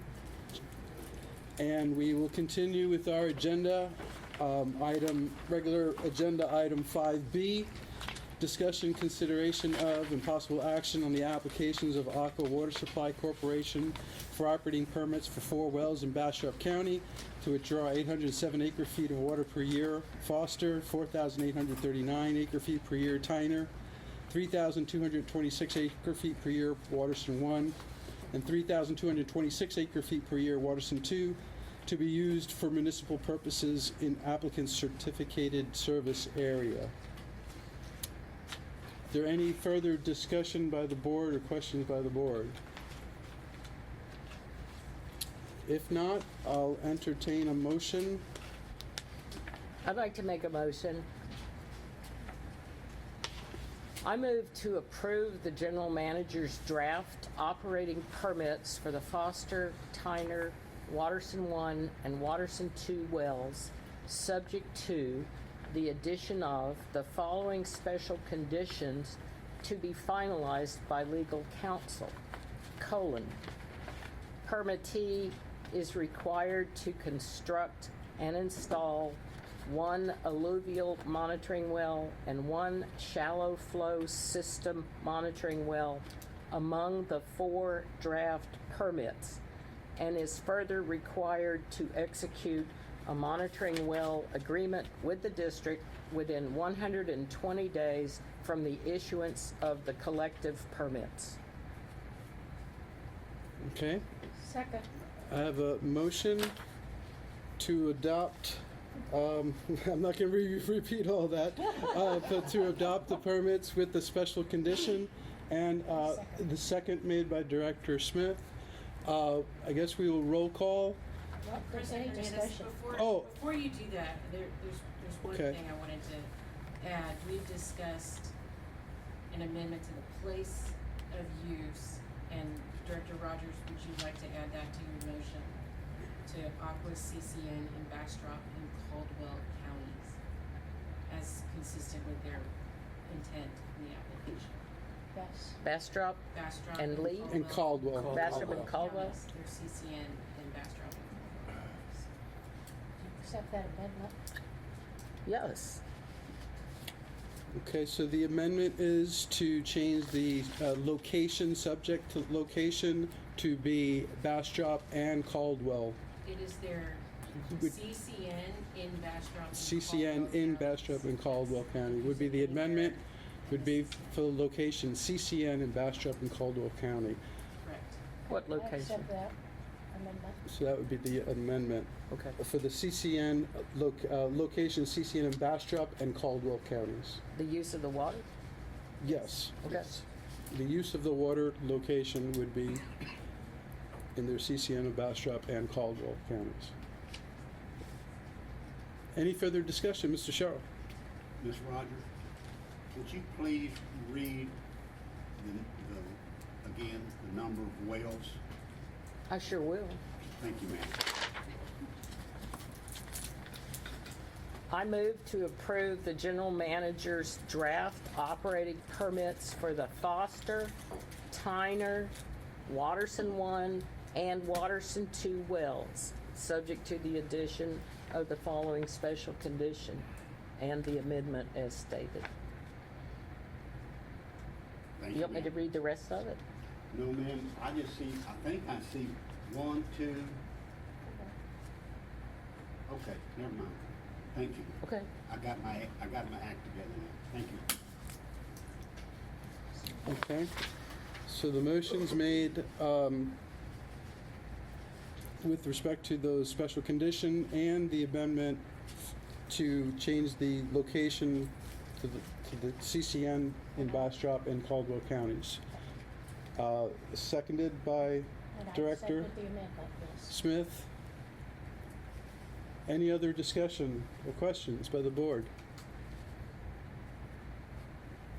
All right, if not, we'll take a roll call vote. I'll start with you, Mr. Sherrill. No. Director Semang. Yes. Director Herb Cook. Yes. Director Shaddy. No. Director Rogers. Yes. Director Cook. Phil Cook. No. Director Cheryl Smith. Yes. Director Cole. No. Director Sufi. Yes. And I will vote yes. So with that, it was voted 6-4, and the motion passes. Next up on the agenda is item 5C, the report from the district rulemaking stakeholder group. Dr. Votler.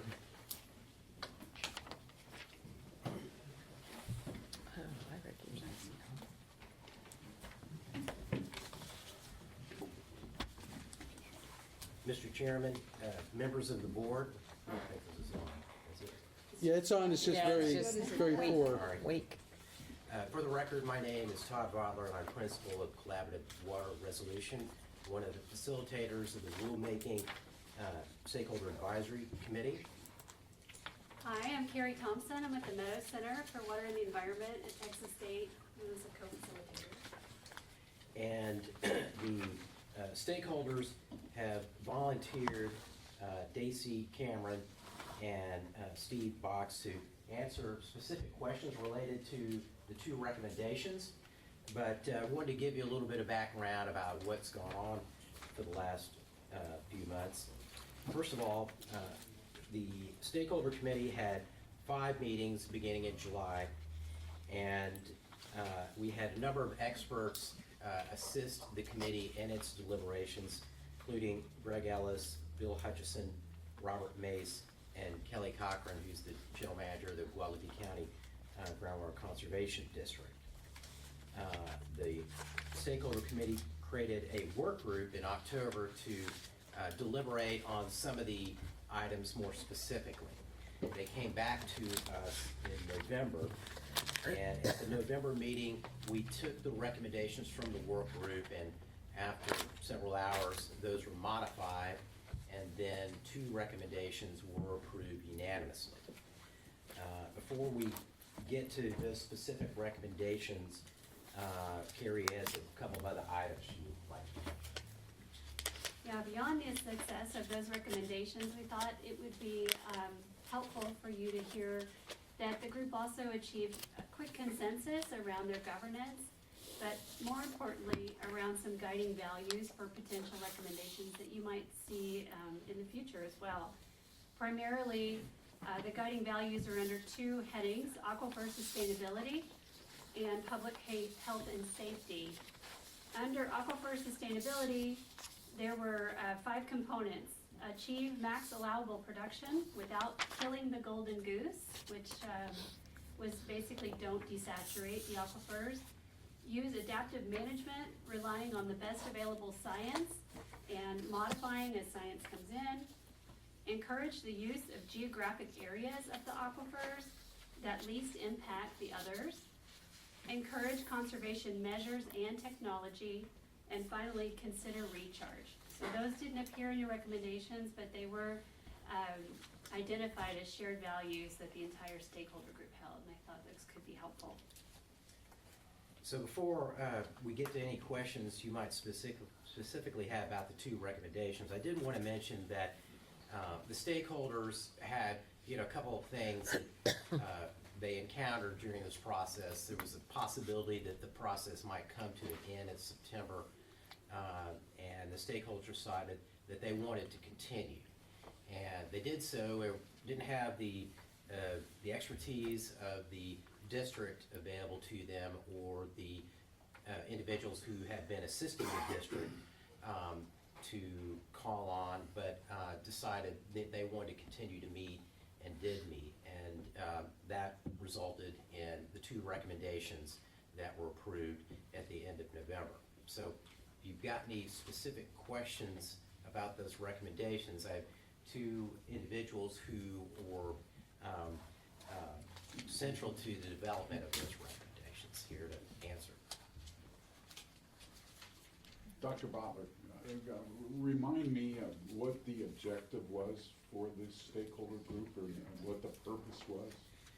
Well, the purpose was essentially to look at the curtailment rules and the drought rules.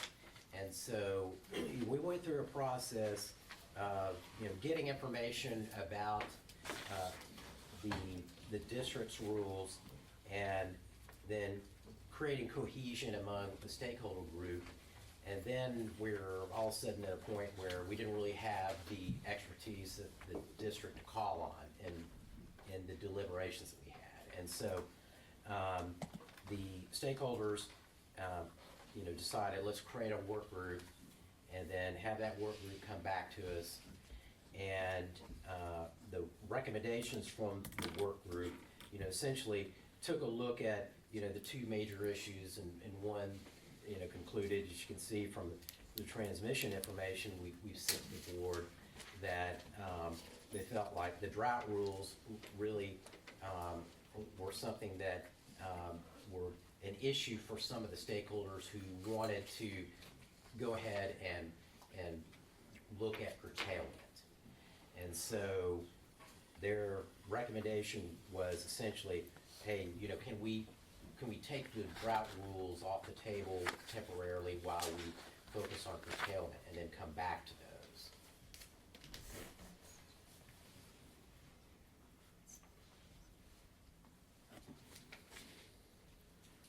those.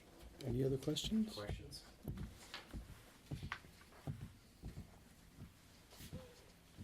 Well, you got it for nothing. Or would you like to hear more about? Oh, yeah, I have a question about one of your recommendations here. You wanna come forward? Oh, and we were prepared to present, or we can just stand. Oh, go ahead. Go ahead. Yeah, please. I just prepared something real short, just to kind of Sure. reiterate what was stated in your reading materials here. Hello, members of the board. Is this on? It is. Okay. Hello. Here again.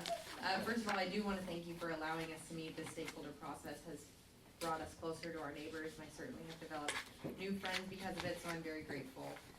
We've had really good discussions, and there's been education. It's been educational for all of us. So, I'll present the first recommendation, what Steve and I talked about. He'll talk more about the second one. Just for the benefit of everyone in the room, I'm gonna read the first sentence, which I think captures its essence. The committee recommends that the district continue to provide the stakeholders with the time and resources to develop recommended changes to Rule 9.1E, the DFC curtailment rule, and 9.1C, the drought curtailment rule, on or before December 31st, 2020. So the idea is that we would put B and C on hold until 9.1A. The maximum allowable production rule can be revised based on best available science. So rules B and C are problematic, for example, for water utilities, because they make it difficult for a utility to plan for the future, make sound agreements and investments, and also to provide for the community with enough reliability to guarantee safety. Further, the drought curtailment rule as written is not suited for the type of aquifer it's intended to protect. Assuming that the maximum allowable production rule can be improved, the hope is this could almost ensure that curtailment is never needed. In the meantime, DFC curtailment is unlikely to take effect in the next 10 to 15 years, so there's no harm in suspending it until the date proposed. Per Chapter 36 of the Water Code, suspending these rules does not strip the district of their power to implement curtailment. The district retains this authority regardless. Moreover, if a rule remains in effect, a precedent could be set concerning its validity after 3 years. Therefore, it is better to revise these rules now before setting a precedent. In summary, the committee recommends that a work group be established with the support of the district that could meet regularly to work and draft revised rules before the year 2025. The committee aspires to revise the drought curtailment rule prior to summer of 2024. Now, I have a question. You say that its adoption has prompted due process concerns. Could you expand on that, please? That's on 9.1B. I mean, assuming that the adoption process followed all the procedural rules that we are governed by, and you had some due process concerns. I'm just So that language confused. specifically, I don't know what's meant by that. Oh. So that's not me saying Okay. that necessarily. Okay. So. Was that what? I'm sorry. That's. No, you're right. That Okay. is what it says. I was just curious. Yeah, I can speak personally for a water utility. The concerns are about, how we would make plans for the future, knowing that could happen in what's right now an undefined way. Oh, okay. Well, for me, due process means notice of the hearings and a chance to comment and come to the hearings and make comments and Okay. sue us if you don't like them. You know, that's. Okay. That's not in the recommendation. Oh, I'm sorry. I was reading this recommendation thing I'm looking It at. is. It says. It is in there. It's under Rule 9.1B. It says, Yeah, it says is this the last- one? It says Recommendation. recommendations, Last November report. 2023. It is there. It says however. Yeah? Okay. I thought that was in front, man. Okay, maybe, sorry. No, that is what it said. That's a good question. Can you explain it better? How about I just maybe talk about the process for a second, because the work group did have several attorneys in it, and so and so they came back with some draft language, and then the group tackled it together to wordsmith it. So I don't think that everyone in the group meant to imply a legal interpretation to those words. Well, I mean, we But I hear you, yes. follow the water code in all of our notices, and we strictly follow them. And that was never part of the conversation. Yeah, okay. Just so you know. Sure. Yeah. Yeah, I was just gonna, do you mind if I think the due process, I'm Ty Embry, I'm an attorney Hey, for Aqua Water Supply Corporation. I think the due process was more of not the rule, y'all followed the proper rulemaking processes, to put the drought curtailment rule in place, but as far as, the due process, as far as how y'all would implement the rule, and when y'all would put a drought curtailment program in place, that there was not I think the attorneys felt like there wasn't enough due process, in the new rule. Correct. Got it. That's what I needed to know. That's what we were focusing on in our discussion. Trout.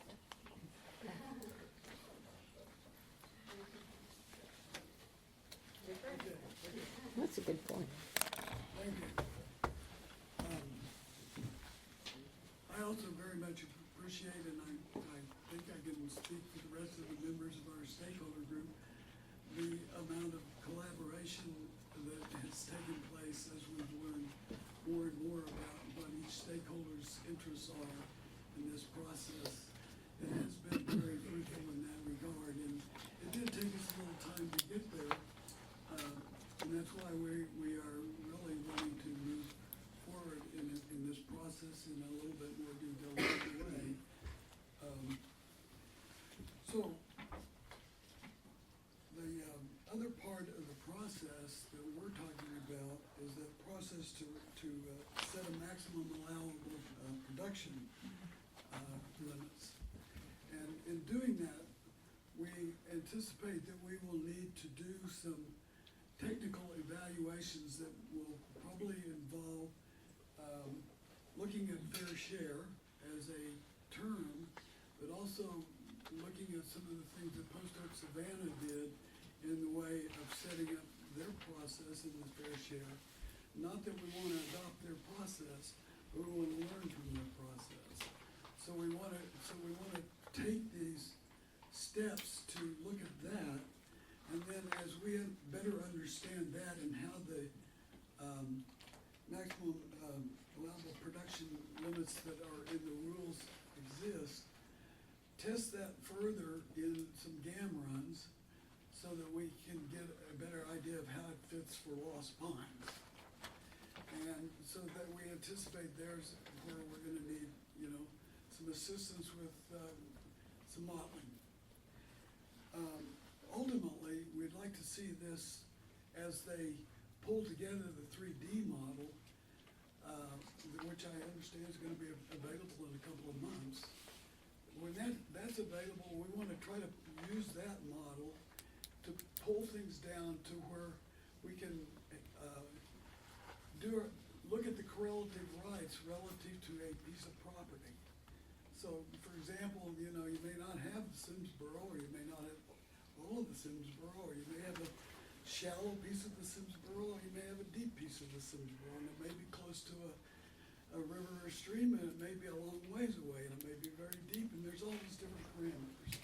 So that we can say, under this piece of property, your values on the production rate would be a little bit modified for that piece of property, and see if we can take it down to a little bit closer, tighter, for the landowners. And the whole objective behind this process really is, as you've heard explained, there's uncertainty in it, and those uncertainties are at a juxtaposition with each other, because one of them requires, curtailment, the other says you gotta service all the people in all your service area, and can't cut them back. So the best thing we can do, we feel, is to do risk management and reduce the risk that we're ever gonna get to curtailment, and then whenever we do get to curtailment,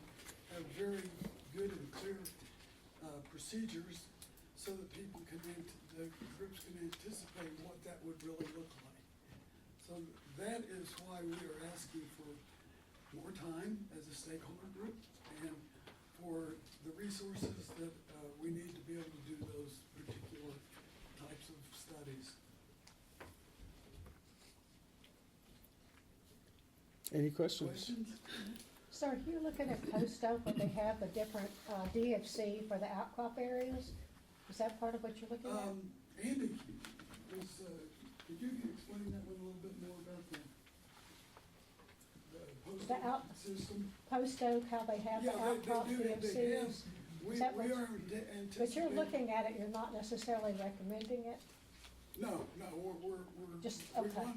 They went through a process, and we want to kind of replicate that and see what we can learn from that. Right. From this regulatory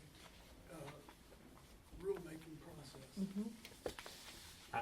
Just, the only reference to Post Oak is that they developed a methodology. They said, these are our standards, and then this is the method in which we're gonna look at impacts. And we can come up with a methodology that applies to Lost Pine. We're not gonna duplicate their standards.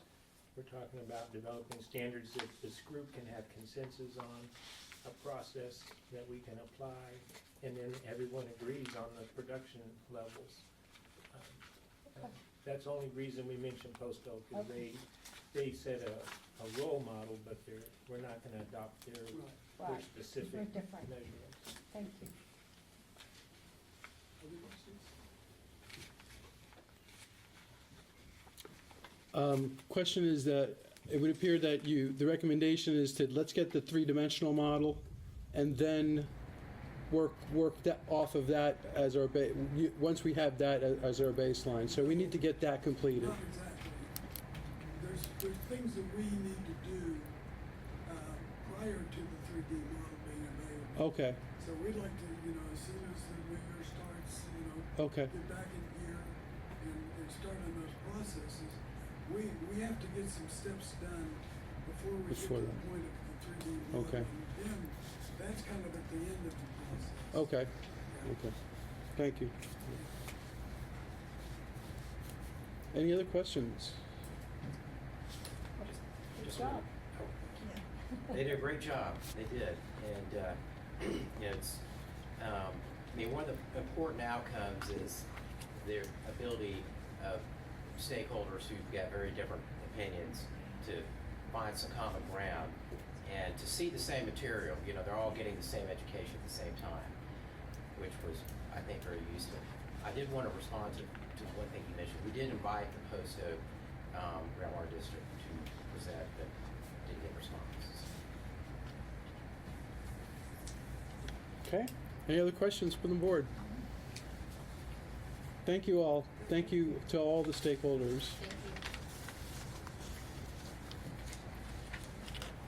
Okay, moving on to agenda item 5D, discussion, consideration of, and possible action on proposed amendments to the district's groundwater mitigation program.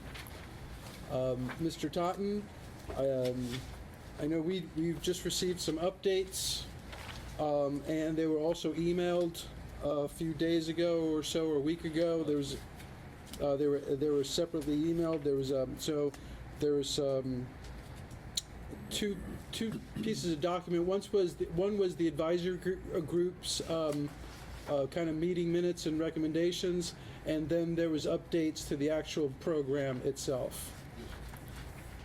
Would you like to add anything, or?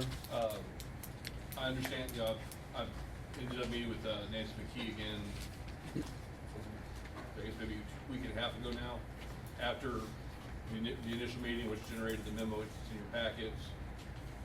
But we'd already gone through and worked through the revisions that have been provided to you as a board earlier this week. There were a couple things that have come up that I think are worth considering, aside from the question of direct payments, which is obviously a fairly important issue to some of the landowners.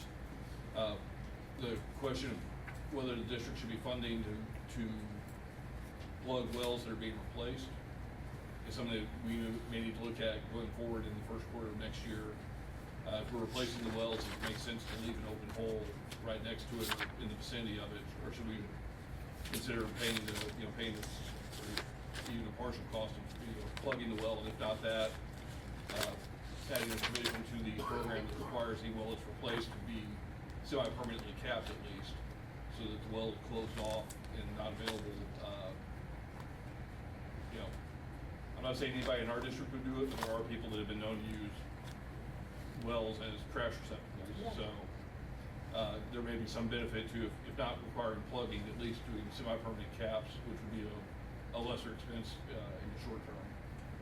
But the revisions that you've been provided, we did our best to capture the comments and the feedback that we did get from meeting with stakeholder groups. I understand there's still a concern about the direct payments. That is a question for you all that you could consider if you want to move away from the reimbursement model and do direct payments to the well drillers. Something we can certainly look at. Obviously, well, maybe not obviously, that would only apply to new applications starting in January. I don't think Ms. McKee was arguing that we shouldn't be paying reimbursements to people that already had the work done on their wells. But that would be a question for y'all to take up. And at this point, Natasha here, you'd be happy to answer any questions y'all have regarding these revisions. Is there an opinion or a reason why it wouldn't be okay to just go ahead and pay the well drillers? Do you have an opinion on that? So we discussed different liability scenarios. We've had these discussions with the board for the last couple of months. Our opinions remain the same, and Which is? well, I guess I would not be able to breach that confidentiality. We've discuss those in executive session. I have a comment though.